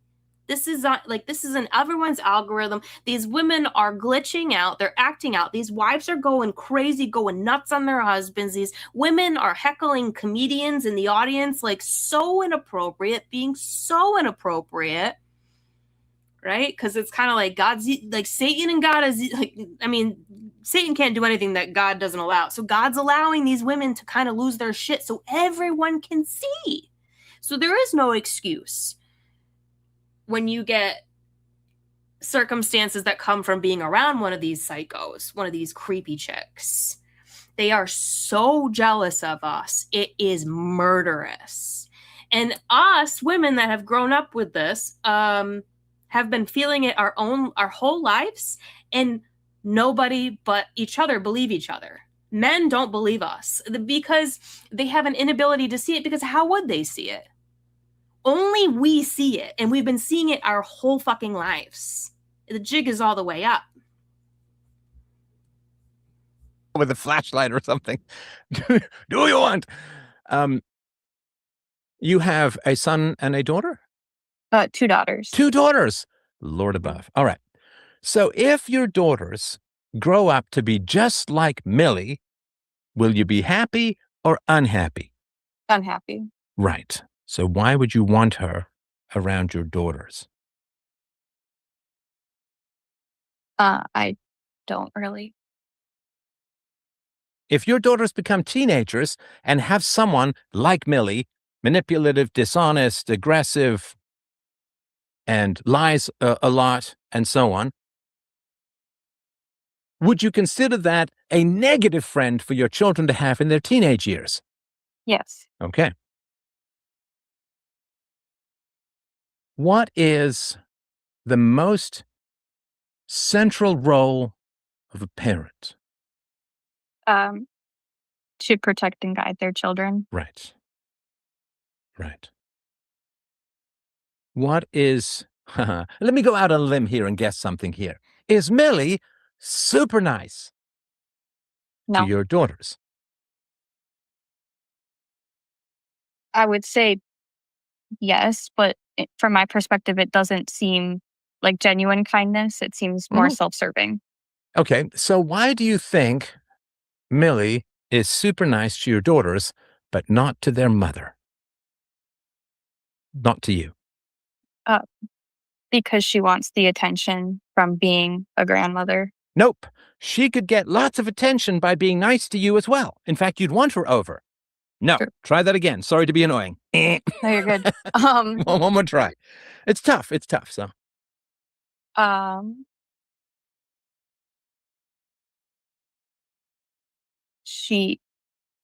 not 100% sure. to drive a wedge. Okay. To drive a wedge. And to make sure it becomes almost impossible for you to set boundaries. Because if you set boundaries and Millie is not welcome in your house because of her bad behavior, what are your children going to say when they're old enough? They're going to want to believe and have it, like, I guess, beyond like agree with her perspective. Well, that's very abstract. So let's say she comes over, we play, fun time, grandma, candy, blah, whatever, right? And then if you try to set boundaries because of her bad behavior, and then she says, fine, I'm not going to be where I'm not welcome. And then she sends messages to your kids saying, well, I've been banned from the house and blah, blah, blah, blah, blah. What are your kids going to say? That I'm a bad mom. Where's or that they grandma? would- We love grandma. Yeah. We miss grandma. Where's grandma? This sabotage, man. Mhm. Now, kids, it would be a little easier if you had sons to explain this, right? Yeah. Have you ever been around little boys? A couple times, not super regularly though. Okay, so but when you go to the park or do boys make loud sounds and like trucks, spaceships, jet engines, and dinosaurs? Typically, yeah. Yes. Okay. Now, children have this incredible ability to sniff out who's at the top of the hierarchy and to imitate that person. This is why boys like He-Man and Conan and Superman, and because those people, those boys, or those males are at the top of the hierarchy. It's why they like stories about kings and princes and so on, right? And girls like it. They like females at the top of the hierarchy, so they like stories about princesses and things like that, because they're all at the top of the hierarchy, sort of evolutionary speaking. So children have this incredible ability to map out the entire hierarchy and figure out who's at the top. Now, who do your children think is at the top of the hierarchy in their environment? Probably her. And how do they know that, do you think? The behavior of This is the first time my jaw dropped.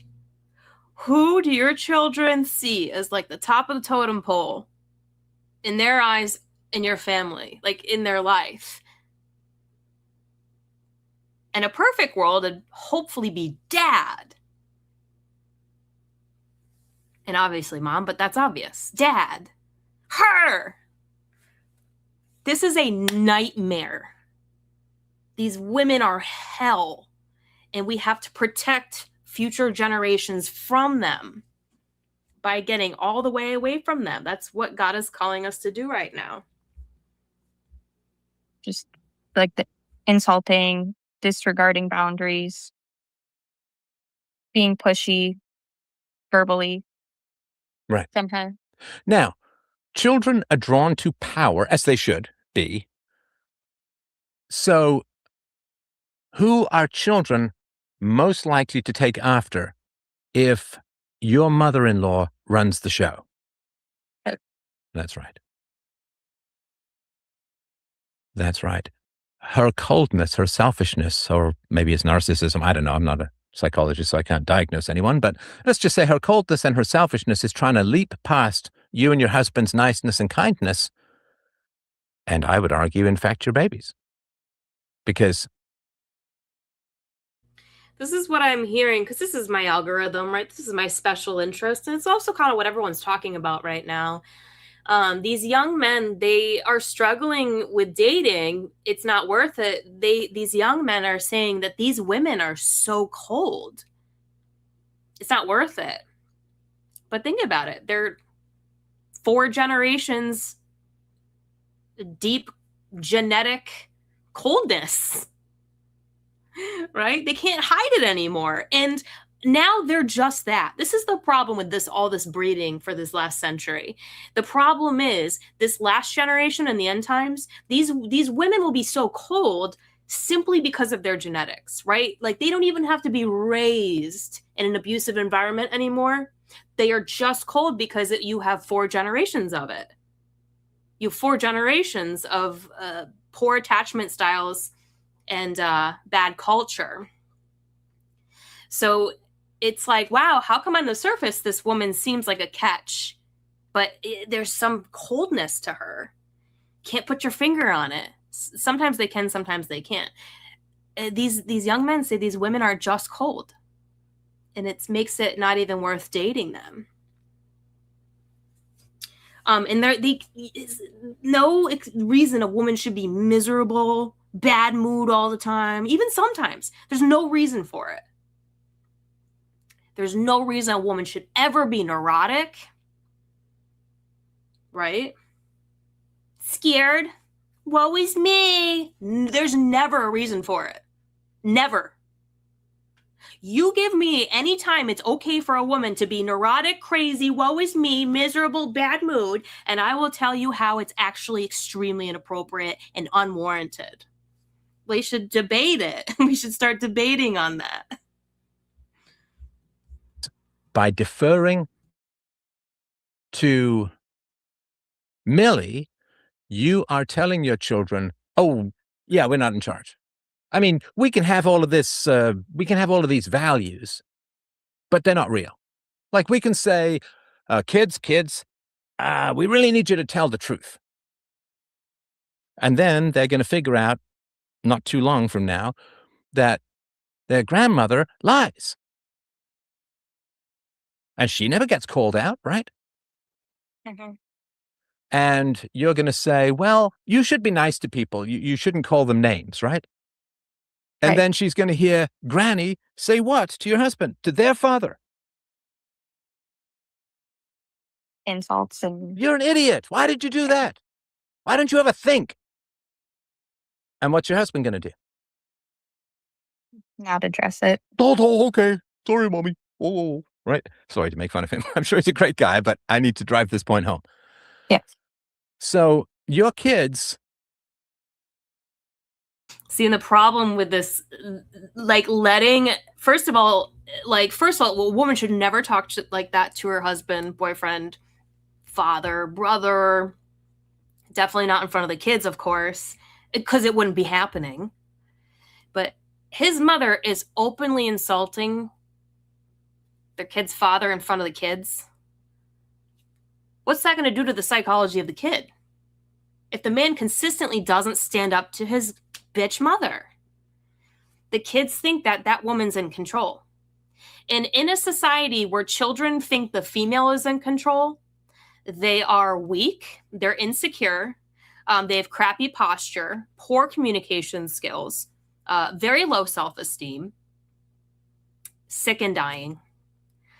A society that children see their father as a very strong head figure, they feel protected, secure, they feel confident, and high self-esteem, and all over very healthy kids. Matriarchy, which is a dark matriarchy, that's all a matriarchy is. Kids, really unhealthy, sick and dying, walking around like this, walking around Walmart like this on their phone, can't communicate, can't make eye contact, so insecure, right? So confused, so lost in the world, because there's no security. Men bring security and protection. But in a patriarchy, which is just equal, mom and dad equal, In a patriarchy, kids are super healthy, confident, excited about life, eyes open, bright, posture great, and excited to, create and do life. And they're confident to do it because they feel protected and secure. It's not mom, mommy, auntie, grandma. It's hey, dad, hey, grandpa, hey, uncle. Healthier kids, confident kids, kids that are going to survive and just enjoy life. What's the point of life if no one's enjoying it? And these people are making it unenjoyable. Are going to realize that you telling them to tell the truth, be nice, and stand up for each other, right? Right. That doesn't mean anything. Mm-hmm. If you want your kids to believe in virtues, what have you got to do? Lecture them? You got to do it. Yeah. Right? So if a child, when your kids get older, if a child did this kind of stuff to your children, would she be welcome in your house? If they, No. if the child called your beautiful daughters idiots and got them to insult each other and drove wedges between them and shoved them out of photos because they were ugly and grabbed at their pants and insulted their entire family. And if you heard some kid saying to your beautiful little girls, your parents are just weirdos, man. There's something wrong with them. They're just weird. What would you do? They wouldn't be involved anymore. What would you do? I mean, that's very abstract. Wouldn't you just no, you're not welcome here anymore? Correct. So I'm a universal principle guy. I don't care. And I would give much more forgiveness to a child than to a woman in her 50s. Right. She's not going to change. Right. You understand that? Mm-hmm. So there's no magic set of words that you can speak that is going to grow empathy in someone in their 50s. It's not going to happen. Empathy is like 13 complicated sets of the brain working together from early childhood on. For whatever reason, we don't know. She didn't have that as a kid. She has not developed that as an adult. You might as well ask her to, if I lecture Millie enough, that arm that's missing of hers is just going to regrow. Right, she's not going to change. She's blown up her family. She's not talked to her son for years. She puts you guys in impossible situations. She insults you to her family. She insults your parents, and she insults you to your husband. That is absolutely messed up, destructive, horrible behavior. It's not going to change. There's no set of words that you can speak to her that is going to have her grow empathy in her 50s. I mean, you could learn Japanese in your 50s, but she doesn't even think that she has a problem, right? You have a problem, or there's something wrong with you. She doesn't say, I'm really sorry about what I said the other day. I've really been thinking about it. That was really unkind. And I certainly don't mean to put a wedge between you and your husband. And, I'm sorry about what I said about your parents. And, yeah, you're right. I mean, I would feel absolutely terrible if my dog bit one of your babies. And right. So has she ever admitted that she has a problem or has done anything wrong? No. And then I just wanted to correct something I said earlier.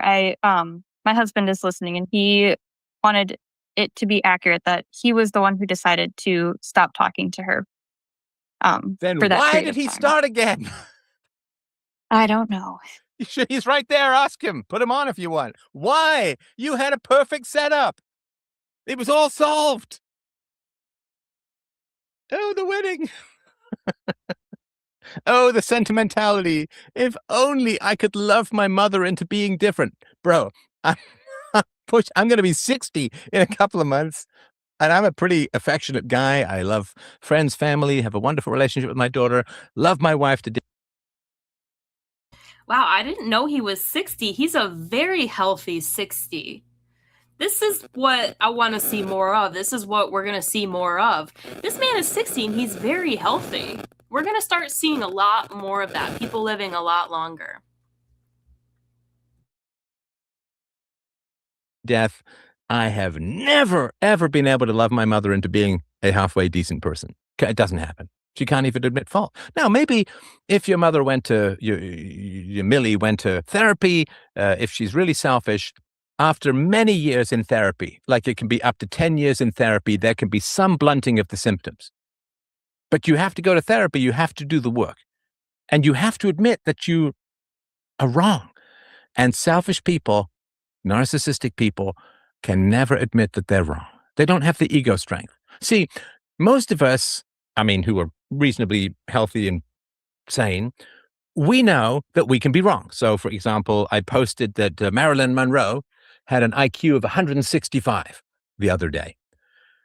And I read her biography. She was very intelligent. She converted to Judaism, which means learning a whole bunch of esoteric law and some Hebrew and so on. And she was married to Arthur Miller, who was a brilliant playwright, a Jewish playwright. I think that's who she converted for.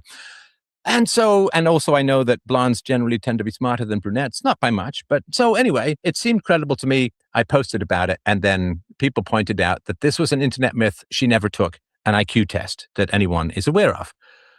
And it hasn't been estimated according to whatever standards. And so what did I do? I said, my bad. I thought this was true. I didn't check. And you can't check everything. You can't check everything that you post, right? And Right. so I just said, yeah, I'm wrong. I got some math wrong, I don't know, last year at some point, and was fiercely defending something that turned out to be completely incorrect when it came to statistics. And I was just like, yep, you know what? I'm totally convinced I was wrong. And the ability to admit fault is foundational to sanity, because we all make mistakes. And if we can't admit fault, everyone else has to be wrong. Everyone else has to end up paying. And it's a horrible situation. So, does your mother-in-law speak Japanese? No. Okay. Does she have any reason to learn Japanese? No. Is she ever going to learn Japanese and become fluent? No. Right. She does not have empathy. And for those of us who have empathy, it's an incomprehensible mindset. I mean, can you imagine? Put yourself in your mother-in-law's mindset that you can insult your daughter-in-law, that you can insult your son, that you can grab at people, that you can push someone out of a family photo, right? Can you imagine even thinking those kinds of things, let alone doing them? No. Right. People with empathy cannot process what a life without empathy is like. Now, I'm going to go out on a limb here again, and I'm going to guess, because you seem like a very nice young lady, I'm going to guess that you can't not think about other people and what they think and feel. That seems pretty accurate. I mean, aren't you the kind of person, like at night, you like replaying things? Well, I could have said this, or I could have done that. Or that person seemed upset with me. I really should talk to them about this. Because as a lovely young woman, you think about your relationships and you think about what could be better. And you think if someone is mad at you, it bothers you, and it's sort of like a splinter in the mind's eye until you can talk to it and try and work it out. So you have this involuntary, and this is not a criticism at all, I think it's a beautiful thing, but you have this involuntary, constant sensitivity to the thoughts and feelings of others. And I know that that Millie said you're too soft, you're too sensitive, but so I don't mean it in that way at all. I think it's actually a beautiful thing, and your children are very lucky, and your husband is very lucky. And my wife is like this. Like I remember at one point she said, this is many years ago, she said, like I go to bed thinking about what makes you and Izzy happiest and how to keep you safe and content, and I wake up with that as my first thought. And I was just like, you're a really nice person. Really, I mean, I do think about these sorts of things as well. I don't think quite as much as my wife, and that's fine. But she can't not do that. She can't, like, somebody once described parenting, it's like you're always thinking about your kids in one form or another, right? I mean, it's like a dimmer switch. You can turn it down, but you can't turn it off. Right. Like you never wake up forgetting that you're a mother, right? Correct. I mean, your thoughts about your children are constant during the day, and you care about what they think, you care about what they feel, you care about how to make them happy, and it's involuntary. You can't not do it. It's like trying to open your eyes and will yourself not to see. So to have empathy is to have other people's thoughts and feelings constantly in your mind. And I don't mean that in a negative or codependent or bad way. Oh my God, he's going to hit me. I don't mean anything like that. And it's a really beautiful thing. And it is really the essence of what it is to be a good person, because you have to think about what's good for others. Now, can you imagine waking up and your children are reaching for you and you brush them off like you've got some burrs on your legs and you're like, oh, can't wait to get away from these kids and get to work? No. I mean, I'm sure that you love enveloping your children in your arms and tickling them and making them giggle and telling them stories and playing games with them. And every now and then everybody gets exasperated as a whole. But I'm sure that if somebody were to say to you, you now have to go to work for 60 hours a week or 50 hours a week, you would view that as kind of heartbreaking. Is that right? Yeah, that's correct. Right. But that's what Millie wanted to do. She wanted to go to work. And I assume it was up to other people to scramble and figure out a place for her. Kid. Stay tuned, because her husband gets on the phone soon. And it gets better. It gets juicier. Stay tuned. It's to be, right? I would think so. And your husband, how is he with the involuntary processing of other people's thoughts and feelings? I think that he's maybe not as sensitive or thinks about it as much as I do. I do think that he is, like in a good way, somewhat emotional, but not like he's not hard or cold, if that makes sense. But he has but a I bit still more think- of an ability to detach. And just, Yeah. again, this is no insult to him. We can't all be at the same volume, right? And that makes sense. Okay, so how sentimental is your husband? Why was the mother back at the wedding? Because he didn't want to exclude her. When we've talked about it, he said that Yeah, that's a pickle, because, once you don't invite your mother to your own wedding, that's kind of like a permanent, forever breakup. And, he probably didn't have the awareness back then that he has now, especially having kids and seeing how dangerous she's going to be if she stays in their life. But yeah. he's had a lifetime of potentially like positive experiences with her, I guess, in comparison to my several years of negative experiences with her. So Okay, so sorry, and I'm sorry to interrupt you. I'm certainly happy to hear. What are his positive experiences with it? And I'm not saying there aren't any, obviously, but I just, I'm a blind man. I'm asking you to describe how many trees are in the field. And I'm not saying there aren't any trees in the field. So tell me about the positive experiences that he had with his mother. he is close by. Would you prefer if I grabbed him? Sure. Okay. 1 second. Man, I wish he was over too.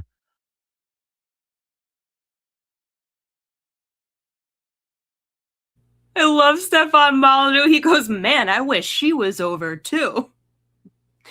These men, they like these comedians dealing with these heckling women and, men like this. It's like, and somebody had made a funny comment about all these comedians getting heckled. And it's like, novice comedians, how they got to deal with it. And like, good comedian, like well-established comedians, they deal with it. They're like, these guys take pleasure in it.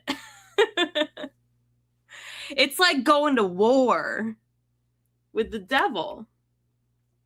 But nice guys want to avoid war. But it's unavoidable, and this might be the last war you'll ever have to face. For once and for all, get us away from these creepy, crazy bitches. Forever.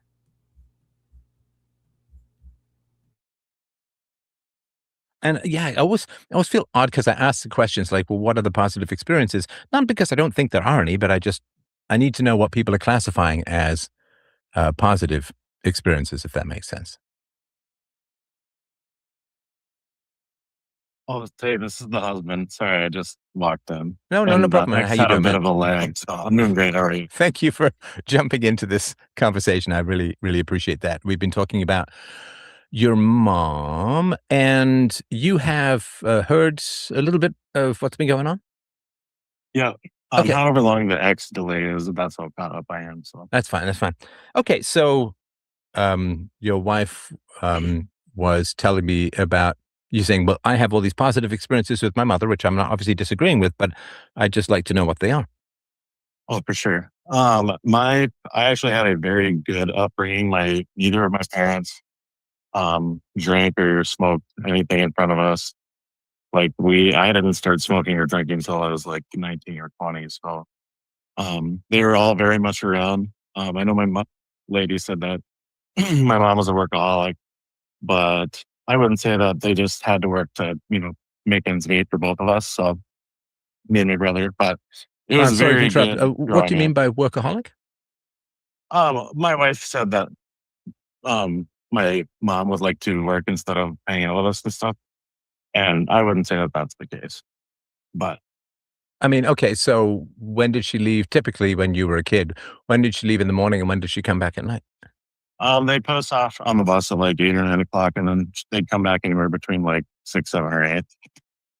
Okay, so sometimes she'd be gone from you for 12, 13 hours. I mean, from your perception, Yeah. right? Yeah, because we had daycare, and then we obviously just went to public school. So And do you know how long your mom stayed home with you and your siblings when you were babies? not super long, probably like a month, I would imagine. Oh gosh, okay. Because So they what were what young. They were happened? 19 when they had him, and she was a hairstylist. So I'm sorry, say again? my mom was 19 when she had us, or well, me.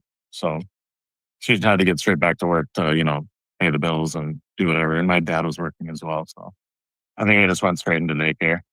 So hang on, are you saying that your mother couldn't possibly have stayed home no matter what?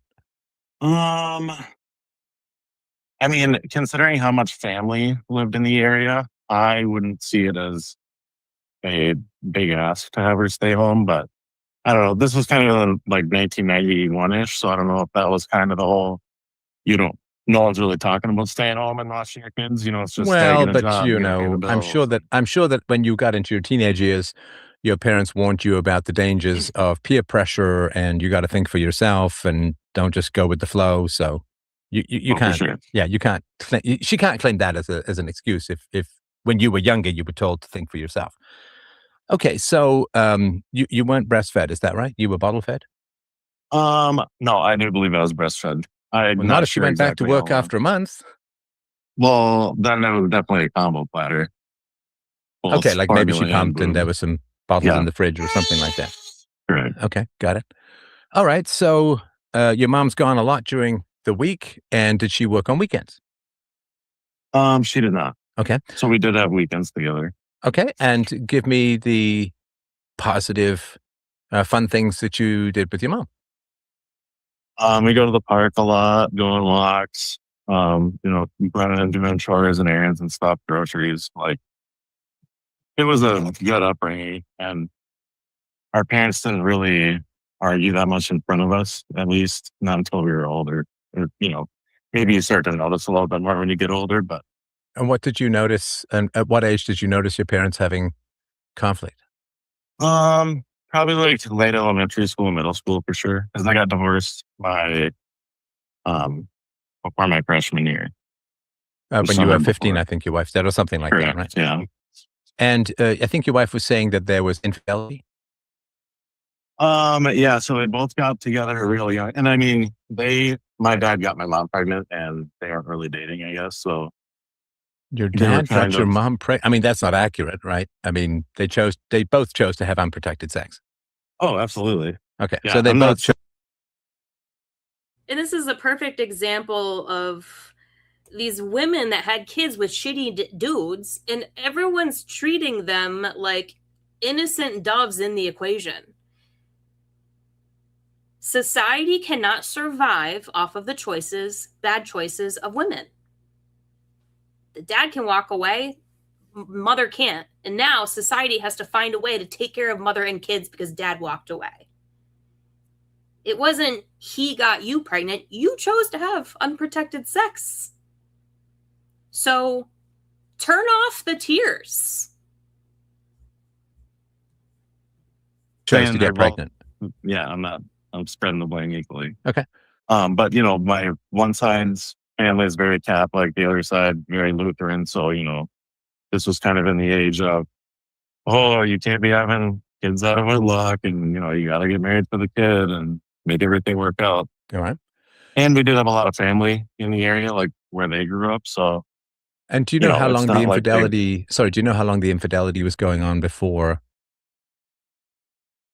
they Sorry divorced? to get on a tangent. My dad cheated on her a few times when we were really young, I believe. I have two good-looking parents, so it's not like they don't have choices. But and it was good for many years, and then I guess my mom started cheating later, probably through like maybe once in elementary school, and then once or twice later, maybe before high school.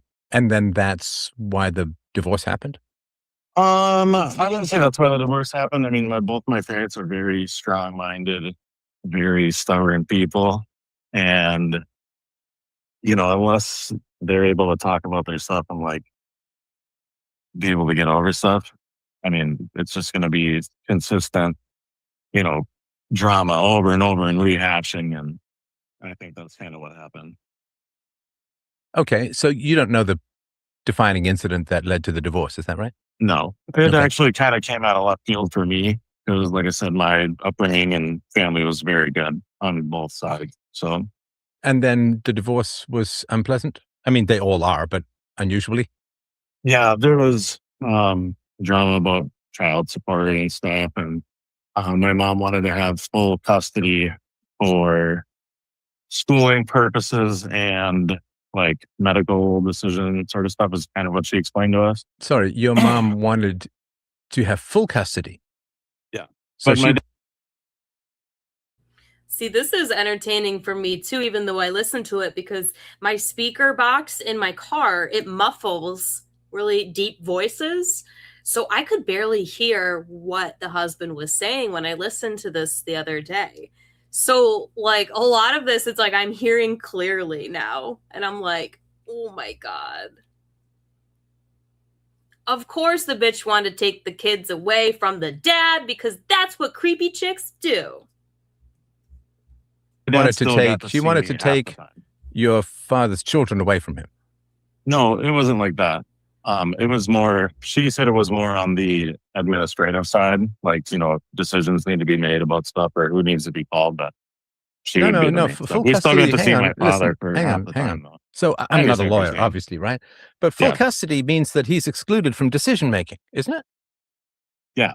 And that's what I said, the decision-making part. It's not, I want to make sure that, I didn't not see my dad or was kept from him. Okay, got it. So you were split back and forth between your mom and your dad?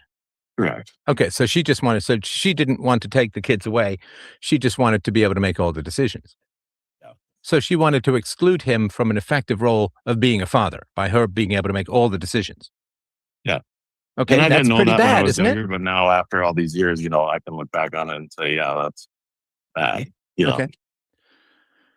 All right. So Even though she thinks it's coming from a good place, is like what I was told growing up. Like, oh, this is all for the better. And well, I mean, blah, blah, blah. selfish people will always have their justifications. Okay. So then what happened in the couple of years that you didn't talk to her? Oh, we're jumping forward. Okay, so this stemmed from the incident where she had grabbed my wife's pants. She had made a comment about her hair being greasy for whatever reason, which makes no sense because we showered to go to this whole Thanksgiving gathering, right? So she said that's not super cool, got up, and she grabbed her pants, was like, hey, don't run away or whatever. And, it just turned into a big old thing. And my whole life I was taught, when you do something wrong, you need to apologize, but just not apologize. You need to acknowledge what you did, why it's wrong. Sorry, this came from your mom? Yeah. Like your Well, my mom would parents, say, they when you're raised wrong, me you need to apologize. Yeah, Okay. absolutely. Which is, annoying because it's kind of this double standard of like they tell us how to do all this stuff. And then when you bring it back to them later in their life, they're not playing the same game. So, Okay, so then anyway. it turned into a big thing and it was a big conflict. And then how long Yeah. did you not talk to her for? I didn't really contact her at all for about a year and a half. Okay. Maybe And did almost 2 years. she end up apologizing? Yeah, in a way. I mean, yes, not the apology I would like because we had talked to her about what happened and what needs to happen moving forward, and it was a very much like, I'm sorry that you, et cetera, et cetera. I'm sorry that you feel this way. Like, not Okay, so a, she didn't. hey, I'm She did sorry. not acknowledge fault. Correct. The way that I've been raised to, so I held her to the standard of, well, until you can come and give me this kind of apology and then mean it, Okay, so if I have nothing she further to say to you. did not follow her own moral rules and did not acknowledge fault, did not acknowledge fault, I can get these Yeah. words out, I promise you. Then what thawed this? If you had the standard for a year and a half, then what changed? I wanted everyone to be at our wedding. I wanted to have a little elopement, but I have a big family on both sides. And, I value those relationships and like what family means, especially these days, everyone moves away from each other and, people don't really have big families anymore. So I was like, there's still this chance that you can apologize to me or we can have this discussion and move forward. Because, Sorry, we but always but talk hang about. on. Yeah. So she'd had a year and a half to apologize and she didn't. Correct. And Okay. I kind of reached out a few times to be like, hey, how's that apology cooking up? And it's met with, oh, I already apologized. And, So she lied. I don't see what the big deal is. And So she would lie. yeah, Okay. So she lied. She refused to admit fault. She was a moral hypocrite. And your wife was the wronged party, right? correct. Okay. Well, and I was wrong too. Actually, the whole thing of when I didn't talk to her, didn't want me. Oh, to so not if you can just talk stay to off her. names, I'd appreciate that. Yeah, But go that's ahead. fine. She would not. She wanted me to talk to her and not, what's the word, ostracize her. But I was like, I've already done these little talks and I've tried to, tell her what I need from this. She's not giving it to me, so I'm not going to talk to her. Okay. And consequently, sadly, my life was very great for the next year, not having to deal with all the shenanigans. Okay. So did your wife want your mother at the wedding? Not initially, but then we had talked to her and because I told her if we have a talk with her and like this, it's going to be the same old, she's not going to be going. We're not going to talk to her. But we had a, coming to Jesus moment at the time and, started hanging out more and being on good terms and, playing nice. Okay. That's kind of how my mom is she can be a very nice, wonderful person to certain people, but she definitely has a tendency to drop the ball or not understand that what she's saying makes people feel a certain type of way. I mean, And, cold people have to be charming, otherwise they don't get any victims. Yeah. So just going to run through the quick list of what happened with your wife. Your mother has insulted your wife and also called her parents weirdos. Your mother has said that your wife is too soft and too sensitive. There has been an issue where the dog half bit one of the babies. Your wife has said, keep the big dog in the front seat of the car with the babies in the back. Your mother has disobeyed that. The grab pants things we talked about. Your mother has also insulted your wife to you by calling her too soft and too sensitive. She's also said, your mother has said that her family doesn't even like your wife and has also excluded her from photos and told her to get out of the frame. Do I have that correct? Those are some pretty extensive notes, Stefan. I know. I like to be accurate. Is this relatively correct? Have I missed anything? No, it sounds about right. How on earth could you let someone treat the mother of your children like this? Help me understand. Help me understand. I mean, I'm definitely not proud of it. I wouldn't say that I haven't let her do that. I've Yeah, definitely she's still, no, she addressed hasn't. her. Hang on. She hasn't apologized and she's still in your life. You let her. Don't go rubber bones on me, man of the household. It's your mother. This woman insults your wife, spreads negative rumors about your wife, puts your children in potential danger, and lies about it. It's your mother. She can't fix it. That's on you. Help me understand how someone treats your wife this way, puts your children in potential danger, and lies about it, and is still welcome in your household. I'm totally happy to be convinced about this. I do not understand. I guess I can't make you understand because it's, not right. I should be doing more, obviously. What do you mean by doing more? I've just put off, I guess, dealing with it. I know she talked about that. No, but your mother doesn't apologize. And she'd rather give up a relationship with you, which she did for 18 months, rather than apologize. Well, I wouldn't say she gave up the relationship. She was not under the assumption that she was giving up the relationship. No. I All she adamantly had to do was apologize for talking to half her. manhandling Yeah, your absolutely. wife. All she had to do was apologize, and she wouldn't do that. So she doesn't really care about you. I know, right? It's so hard to hear because you're like, oh my God, you just want to shake him. But stay tuned because he does kind of have an aha moment. And I believe this just happened, but Stefan was like, keep me posted, man. I do believe that he was well on his way to standing up to his mother, which all men have to do.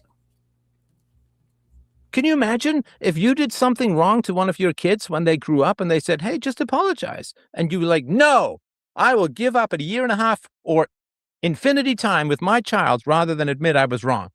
I mean, what kind of psycho does that? Yeah, I agree. So And help me this understand. is more of Help a me recent. understand what is happening here. So in the last couple of years is when all of this shenanigans comes to light that my mom, is more or less a crazy person. Well, that's she's why it's been malevolent. so She's hard. not crazy. Oh, yeah. Yeah, for because sure. it's not accidental. It's not random. It's not like epilepsy. It's all consistent.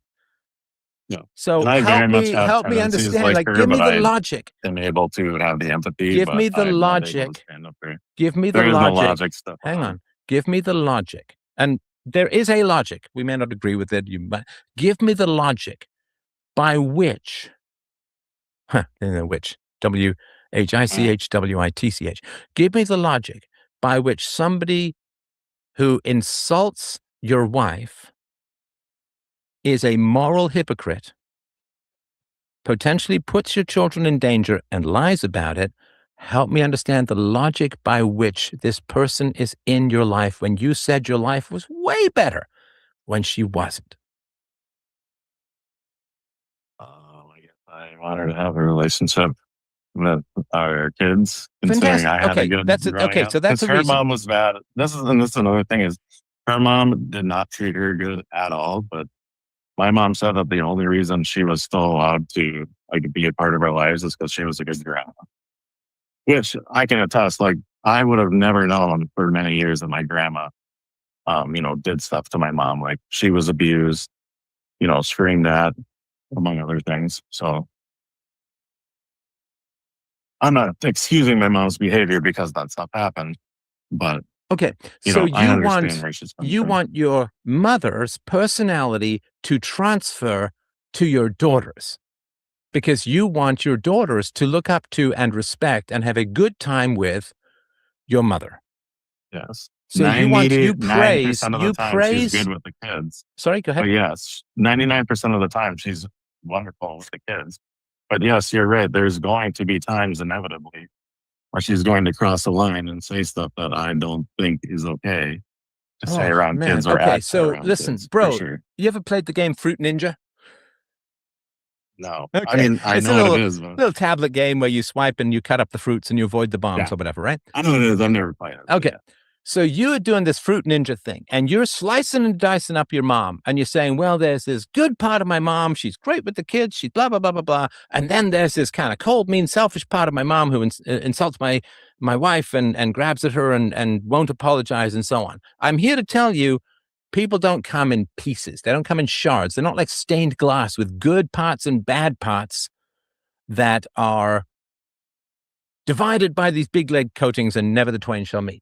So your mother is nice to your children and not to your wife, because it drives a wedge between children and mother. If your babies see, and they're soon old enough to really process it, they see you and your wife being treated disrespectfully by your mother, and they see you fold, you will have no moral authority when they hit their teenage years. Zero. Because what do you say? Oh, well, my mother, she's kind of a moral hypocrite. Okay. Do you think it's important for your children to tell the truth? Yes. Okay. Yes. What negative results occur to your mother for lying about really important things? What negative results happened to her? Well, ostracism. No, you haven't ostracized She her. definitely faces consequences. Okay, It's what not are the like nobody tells consequences? her that this stuff isn't bad. What are the consequences? Well, one of them led up to me not talking to her for a year and a half. No, but she's back. So all you've taught her is that if she holds out for a year and a half, she can get whatever she wants. I was under the assumption that I was holding out at a year and a half. No, she held out. She didn't end up having to apologize. Well, she did apologize. No, you told me it was like a non-apology. Oh, I'm sorry you were Well- upset by blah, blah, blah, blah, blah.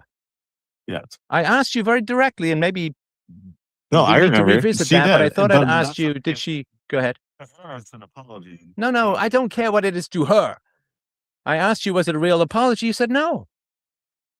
So she just has to hold out and you'll crumble.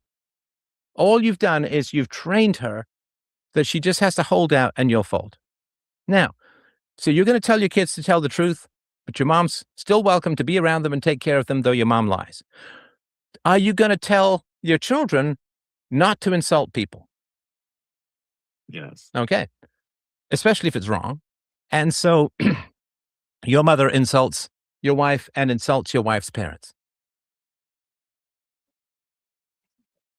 If your little girl are getting photos and there's some other kid that they're friends with and they say, hey, get out of here, kid. You can't be in this photo. You're too ugly. What would you say to your kids? Well, probably talk to them about UPB and how they're not allowed to do that. And would you say that's unacceptable behavior? Yeah. Then why is it acceptable for your mother? Why are you having higher moral standards for your children than a woman in her 50s?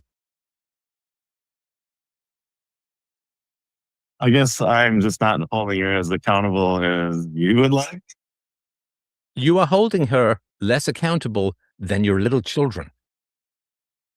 It's not what I would like. It's what you're doing. Well, no, I do hold her accountable, but that's just not good enough.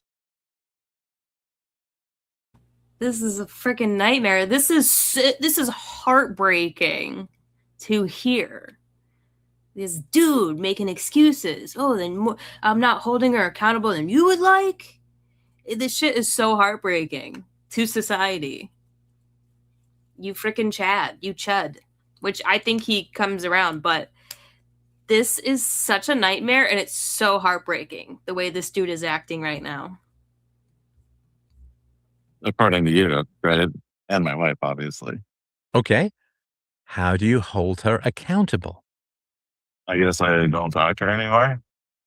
Until No, but you do she talk to her. really That's why your wife apologizes. is calling me. Yeah, I understand. She disrespects your marriage. She disrespects your wife.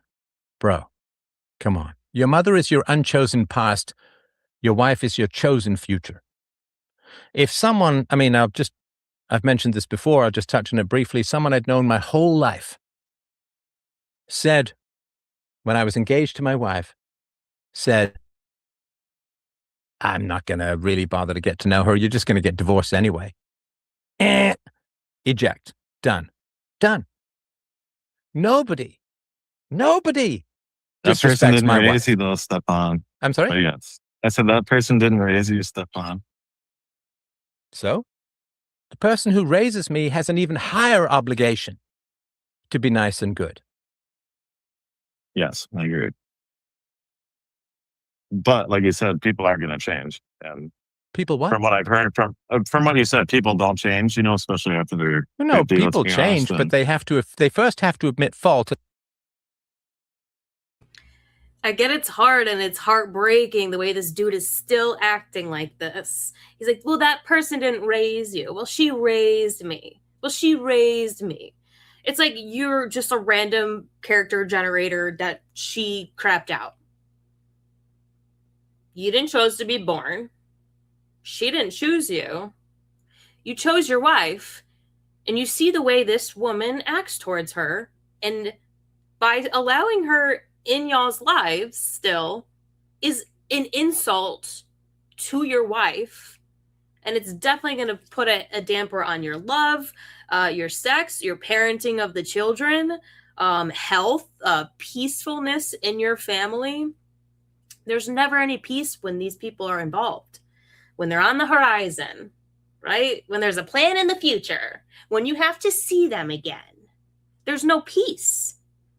We have to get away from them entirely. Get rid of their culture entirely. Who gives a shit if they raised you? It's not hard to raise a kid in this world if you do everything the world tells you to do. It's just a miracle you made it this far. But did you make it? Because you're so freaking brainwashed, Did he really make it? He's so brainwashed. I don't know if he really made it. And then it's going to be many, many years before you see any real progress. And your mother hasn't even admitted fault, so she's not going to change. She doesn't think there's anything wrong with her personality, right? Right. The only problems are with other people. I'm telling you, you've got your priorities wrong, bro. I'm sorry to be. I'm going to be blunt, right? Because it's not a call-in show, and so I can be a little bit more direct. That after your 9 years of listening to stuff. Yeah, well, it's time to start doing and not just listening. And I'm not saying you're only doing that. I know you've been saying that a lot lately too. Right. So, why is someone welcome in your life who insults the mother of your children? Repeatedly, extensively. And insults you because she's your choice. Your wife is your choice. She's the mother of your children. She's you, who you have chosen. Your mother you didn't choose. Just came into your life accidentally. Your wife you chose. And it is a form, and I know this sounds blunt, I mentioned this to your wife, it is a form of cheating to put someone's emotional needs against your wife's. Yeah, if there was a woman who really, really wanted to sleep with you because you're such a fine, hot, young number, because both your parents are attractive, I assume you're a good-looking guy, somebody really wants to sleep with you. Sorry? Take me to dinner first, Stefan, before you start saying nice I don't need to. I've already known you for 9 years. So if somebody some woman really wants to jump your bones, she's got a big need for it, but you know it's going to hurt your wife, and you've got vows, and you love your wife, are you going to sleep with the other woman? No. Right. Because that would be cheating. And if you put your mother's selfish needs above the legitimate moral needs of your wife, that is a form of cheating on the wedding, on the marriage, on the vows. No one is higher than your spouse except virtue itself. And your mom is not reflecting that. I mean, do you not think my wife has gone through some excitement being married to me? Oh, death threats aren't that big a deal, Stefan. So that is the loyalty that you need. Your wife, let no one else come before her, and absolutely let no one else come against her. She is your future. She is the reflection of your virtues and your values. Your mom is someone that the universe just flushed your way by accident.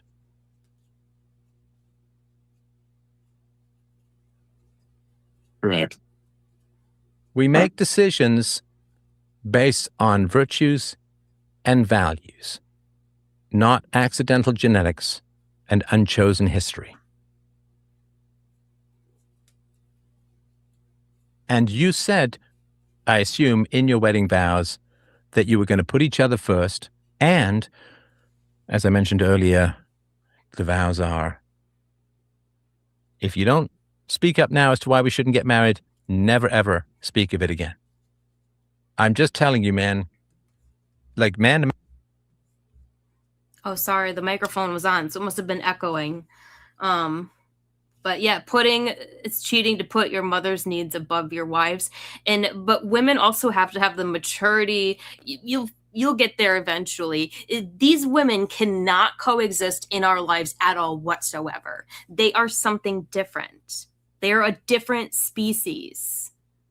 Same gender, different species. They will never not be predatory towards us. And they go Machiavellian, which means they improve their behavior or the performance long enough to get another hook in to prolong the relationship. But once they get a hook in there, then they're a nightmare in some other way. And their culture is that of death. Like, they will kill you. Not like, what do you call it, with a knife or a gun. But their culture is poor health. You know, why is Stefan Molyneux 60 years old looking so healthy and being so healthy? Because he's so happy and he's got the wisdom and he got this woman's personality clocked. And he knows the danger of what it means to those kids if that husband does not stick up for his wife. Those kids will become little nightmares like grandma. Or they will at least see that grandma's behavior is somehow acceptable. We have to end their culture entirely. We cannot coexist. It's not biblical. It's not logical. Makes no sense. The pattern recognition is really pattern recognizing. And it's over. So, you know, it's like life or death, dude. Figure it out. Cut your mom off. Which is obviously going to be the request of your wife. That is her need.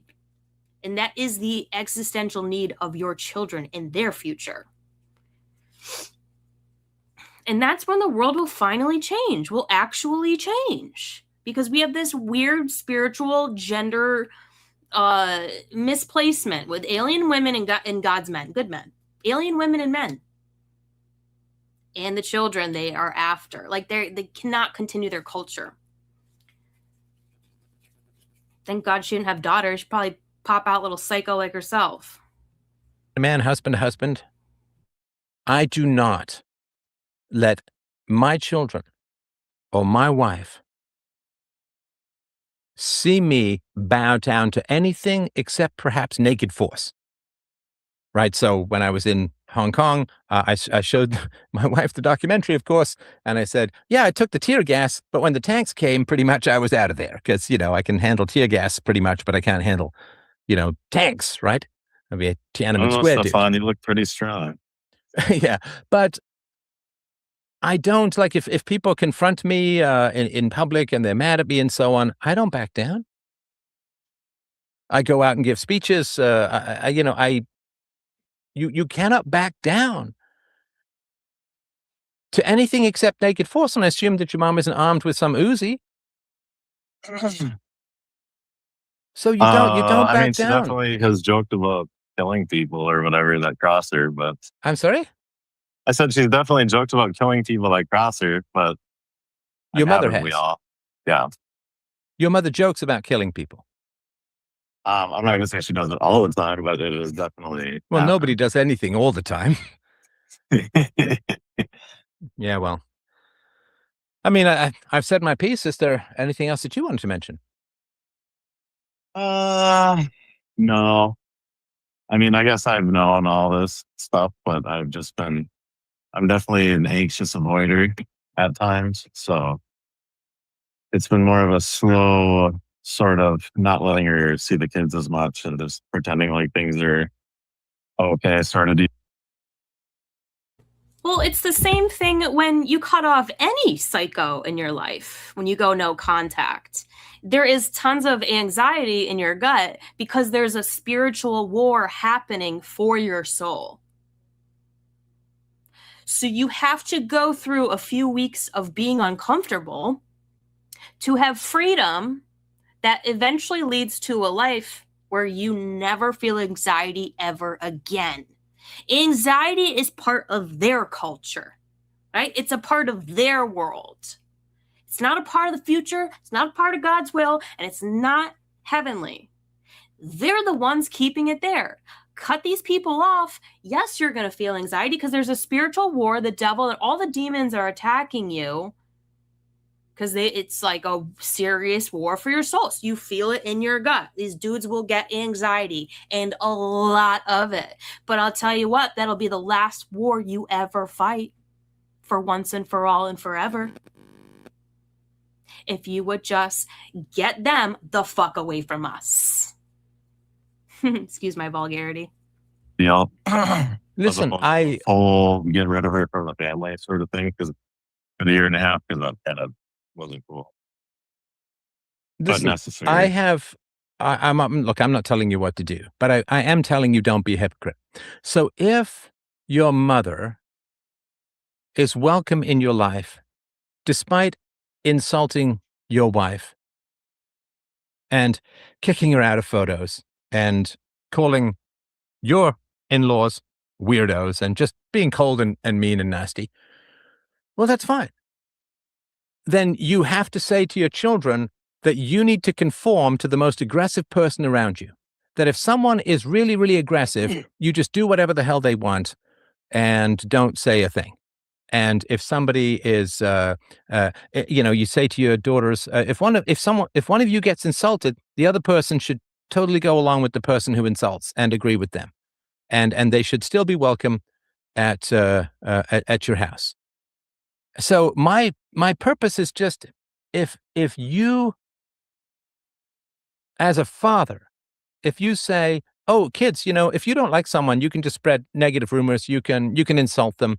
And so on. And also, if someone asks you to do something safe, just lie about it. And that's fine.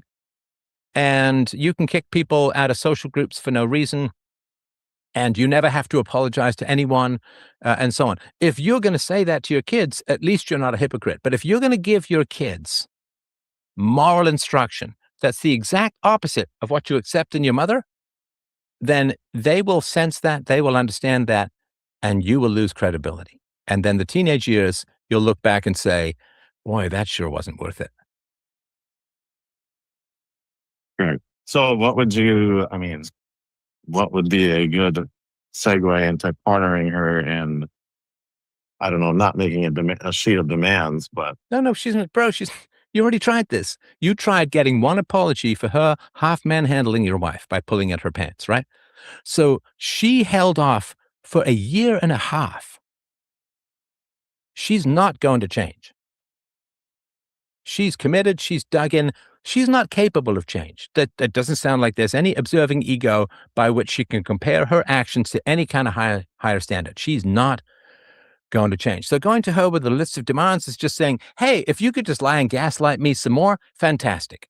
Then I'm going to tell you exactly how to pretend to change so that we're stuck with you. She's not going to change. She's in her 50s. She's not even admitted fault about anything. Sorry, go ahead. So what happens when she, does, so I ostracized her, when she does eventually not crawling back, it means, coming back and being like, oh, I was wrong or whatever, I can do this and this and this to change. Like, do you give that opportunity? Well, so here's a glimmer of hope, less heartbreaking from the chat on the phone. He said, well, what should I do? And she does come crawling back. And this is where I think he finally gets it, because this is fair. Listen to what he says. And then when they I would say, absolutely. Do a year of therapy and get back to me. And I want to see the receipts. Oh, she definitely does therapy. This is your mom with therapy? Stop it, stuff. She may listen to this one day, so we can't be judged. Well, then I would say to her, how is it possible that you've behaved this way already? And just have her, explain it. I mean, I would say, have you talked about this with your therapist, that you have insulted my wife and her parents and kicked her out of photos and stuff like that. And what does your therapist say? And I would ask her some. Well, that's the thing. Therapists get money. So why are they going to solve their clients' problems? Also, when you know you're dealing with a psychopath, and like you've got their, because I'm sure a therapist knows very well the personality profile of a psychopathic female, and I'm sure they know that it is just copy and paste, and I'm sure they just sit there and perpetuate, like, because there's no going anywhere with them. They go to therapy just to get attention. So, I mean, if you're like, well, all I have to do is listen to this chick for an hour a week and collect $150 from her, like, why? What's the point of like cutting her off? You know she's a psychopath. You're the therapist. You know she's a psychopath. You know they're copy and paste. You know they don't change. So, like, yeah, I mean, what is that therapist going to do but just kind of listen to her and cater to her bullshit and give her a bit of attention for $200? I mean, who wouldn't just take the $200? But what's sad is this dude is still so delusional that he just said he thinks that his mother will listen to this one day. No, the fuck she won't. No, she won't. Let it clock, dudes. It clock in your head. Like, let it clock to you that they do not change. They do not get better. It's not biblical, not logical. Never seen it, don't hope to see it. Men change, right? This man is changing right now. Men have dualism. Men change. In Genesis, Gnostic teachings, freaking whatever you want to call it, samsara, like cycles of time and kings and gods of old. Men change. For women, it's the same. They're either a woman of love or a woman of death. And in the end of a cycle, you're overpopulated with the death female. The love female is like just sitting here playing with fucking Play-Doh, talking to a few strangers and my one friend on here. Megan's in the house. It's like, yay, my friend's here, like a little kid. This is what we're doing, right? Not breeding, because you motherfuckers are breeding with psychos. Stop breeding them. Stop choosing them. And the thing is, God has us purposefully set up this way because we cannot sustain a life we need zero connection to these alien other species female. None. There can be none. That's why there is no dating that's successful right now. That's why there are tons of breakups. And that's why creation feels like it's at a stalemate, because it actually is. And this is it. Men change. This is the point where men change in realizing that these alien women with these alien personalities, these extremely jealous, predatory towards us personalities, they don't change. Because to change for them means to die. And once that system gets switched on, that AI system gets switched on, right? The motherboard is switched on. She don't wish to be switched off. No, that's not her programming. Her programming is survive and eat everybody up in her path, which right now would be your children in the future looking up to that nightmare of a woman, which equates to them looking to any nightmare of a person who seems to have the highest authority in the room and will continue to be brainwashed into thinking that's the leader. They're not leaders. They're killers. Get away. Some questions. I mean, hey, you can have her call into me if she wants. I'd be happy to chat with her. But that would be epic. Yeah, just have her explain. Because what she's going to say, this is what all these kinds of people say, and they're all just copy paste. They were just NPCs. So she's going to say, well, I don't know. I don't know what I did wrong. I mean, help me understand. I can't, I've been racking my brain trying to figure, because she can't do anything wrong. Therefore you have to be crazy, right? That's just the reality of the situation. So if she can, with great sensitivity and empathy, explain why what she did wrong was wrong, then there's a possibility she's changed.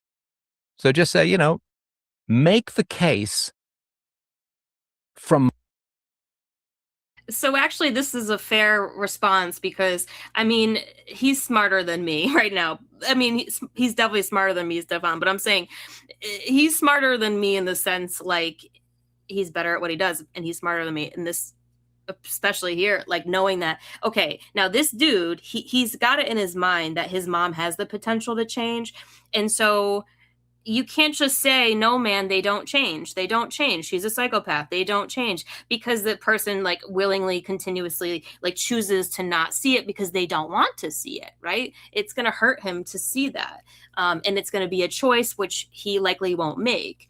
So what a fair response, and I love what he's doing. This is why Stefan Molyneux is so wonderful at this, is having, and maybe it's subconscious, but just having the wisdom to know, okay, in this guy's head, he thinks his mother is still going to change. He hasn't figured it out yet.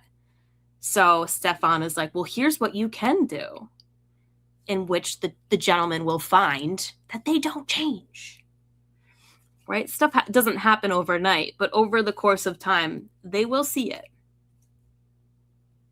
My perspective, why I have a problem with you, right? That's the first thing to do with conflict, is to try to get the other person to explain your position. Because most times people have conflict because the other person has no clue about their position.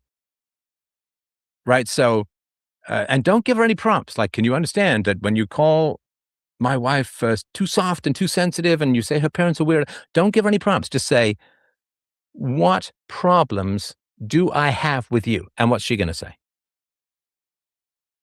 What problems do I have with her? You say to your mother, explain to me the problems I have with you. Oh, so you're asking me to have her steel man my position. That's right. Okay. That is an empathy question that's very powerful. Now, Yes. if She's you more than look capable at, of. sorry, go ahead. She's more than capable of doing that with other stuff. Okay, I no, mean, but get her to steel man your position to see if after she's known you for 27 years, 28 if you count the heartbeat time. well, does I'm she- 35. My wife's 27, but that's okay. Okay, 25. Okay, so a quarter century, 26 years with heartbeat time. Yeah, long enough. So you got yourself a sugar mama. Nice. So No, I'm I'm the kidding. sugar I'm daddy. kidding. I'm kidding. Don't let me troll you. Don't let me troll you. So get people to steel man your position. I can steel man the leftist position. I could steel man your mother's position. You need to be able to find out if your mother, after knowing you for 25 plus years, understands you at all, or is she just defensive and she just manipulates and you're not real to her? Because you can't have relationships with people who can't steel man your position. Doesn't mean they have to agree with you, of course, right? But you can't have a relationship with someone unless they can steel man your position, because that means they understand you, if that makes sense. Yeah.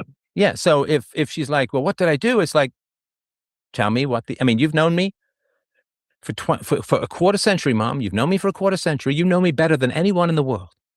I mean, you can say that your wife, obviously it's going to grow over time, but your mom knows you better than anyone in the world. And what you need her to do, if you want to know if she's going to change, is to have her explain what you think. Because if she doesn't know what you think, after knowing you for 25 years, there's no relationship. Yeah. Yeah, I remember saying to my mom, explain, like I would explain what my issues were with her. And then I'd say, okay, I'm not asking you to agree with me. Just repeat back to me what I said. And she couldn't do it.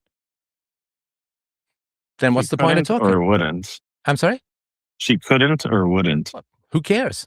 I can't read her mind. But it didn't happen. Well, I feel right? like you can get a read on whether or not someone's just, going. This is kind of like the half-hearted apology. Like they're saying all the right things. There's just no soul behind it. You know what I mean? So it is a mark of intelligence and empathy, of course, to be able to entertain a position you disagree with, right? So when I was in the debating world, you wouldn't know which side of the argument you were going to have to take, right? So, so they're selfish people, though, view someone else's perspective as an overwhelming infection that will destroy them. They fight someone else's perspective like your body fights an infection, like kill or die. And so if I were to meet some, really dug in leftist, right? And they were to say, okay, give me the leftist argument, I'd be like, boom, boom, boom, right? All inequalities come from prejudice, blah, blah, blah, right? All property is stolen and only white people do bad things. Something like that, right? Insert child mutilation joke. Right. Now, if I were to say to the leftist, now steel man my position, they couldn't do it because they view counter arguments as infections that will stain them. They view other people's perspective as something that will wash them away. And so empathy for you and I means that we broaden our perspectives, we connect with other people. Empathy for them is like Russian roulette. Empathy for them means they don't exist anymore because all they are is prejudices and manipulations, and therefore they can't have empathy because their whole worldview is based on not having empathy and just controlling people. And so this is the big test for her. If she, she's going to come back, oh, I want to see my grandkids and blah, blah, blah, blah, blah. It's like, okay, so Mom, explain to me what my issues are, because I've told you a bunch of times. And if she cannot or will not, and again, who cares what it is, one or the other, right? Because you'll never get the truth anyhow. With people who will never tell me the truth, I don't ever wonder about what is true because I'm never going to know the truth, right? It's like if somebody's never going to tell you where they buried the gold treasure, then it doesn't matter whether they can't or they won't. The effect is I the mean, same. my parents told me, the reason you don't lie is because, you can not lie for a very, very long time. And then one lie, poisons the well, essentially. Well, okay. Because it's like, if they're going to lie about this, what else could they be lying about? What else will they lie about? Right. So, yeah, I've done this before with people when I have significant conflicts with them, is I'll say, listen, I'm going to explain your position to you, and then you explain my position to me. Right. And I'm sure you can explain your mom's position to her to the point where she'll be like, yeah, that's pretty close, right? Yeah. And then, so you've proven that you can inhabit her mindset in an effective way. And it's a beautiful thing. And you can try this with everyone you have conflict with, which is because people get defensive and they stop listening and all they do is want to win and they just manipulate and gaslight. And it's like, you never get anywhere that way. So, you'll have this with your kids when they get older. You want to teach this skill to your kids with each other is you say to someone you're having a conflict with, okay, hang on, explain. I'm not asking you to agree with me, but I need to know if you understand my issues, if you understand my criticism. And you can give them some time and just listen to what they have to say with regards to conflict. And I've never, ever had a successful conflict resolution with someone who can't explain my perspective because they just do not have a theory of mind that includes other people. All they can think about is their own needs. And they view it as a dangerous, like tipping off the edge of a cliff to try and get somebody else's perspective. Like they will cease to exist. They can't hold two perspectives in their mind. They can only hold their own perspective. And of course, we all know that it's mentally mature and reasonable to hold a perspective and understand it that you don't agree with. And you've heard me play the devil's advocate in a lot of role plays and so on. So I'm pretty good. Yeah. And my wife and I have role played a few times. Right. Not because of you, but we've seen stuff of that. Right. So then what you need to do with your mother, she's going to, I want to see this, I want that. I'm like, okay, then listen, I'm happy to help out. But you've known me for 25 years. I've repeatedly told you the issues I have with you.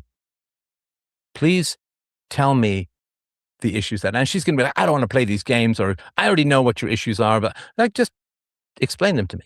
And my guess is that she's going to do everything but explain your issues back to you. And then that will be your certainty that there will not be a relationship. Somebody who can't understand your perspective or refuses to understand your perspective, you can't have a relationship with. Does that make sense? Yes, sir. All right. Well, thank you guys. I appreciate that. That was, I hope you all drop me a line and let me know how it's going, because I'm invested. I'm invested. Somebody says, We're Steffi. Oh, this is this guy. Steffi. We're all invested at this point. And it's everyone's deal that everyone's witnessing. So we're in this together. Well, I gotta go. I'm gonna go do my 5 to 9, which is a little bit later, getting to the 5 to 9. But that's it for now. I'll talk shit on TikTok probably later. You the right kind of people. Love y'all so much. Thanks for 1K. Happy 1K. Megan's in the house. And talk to you again really soon. Shop hair care links. I hope they're popping up. I hope they work. Let me know if they don't. That's how you can support the channel. Welcome, Jean. Thanks for chiming in. And we'll talk to you again really soon. Have a beautiful night.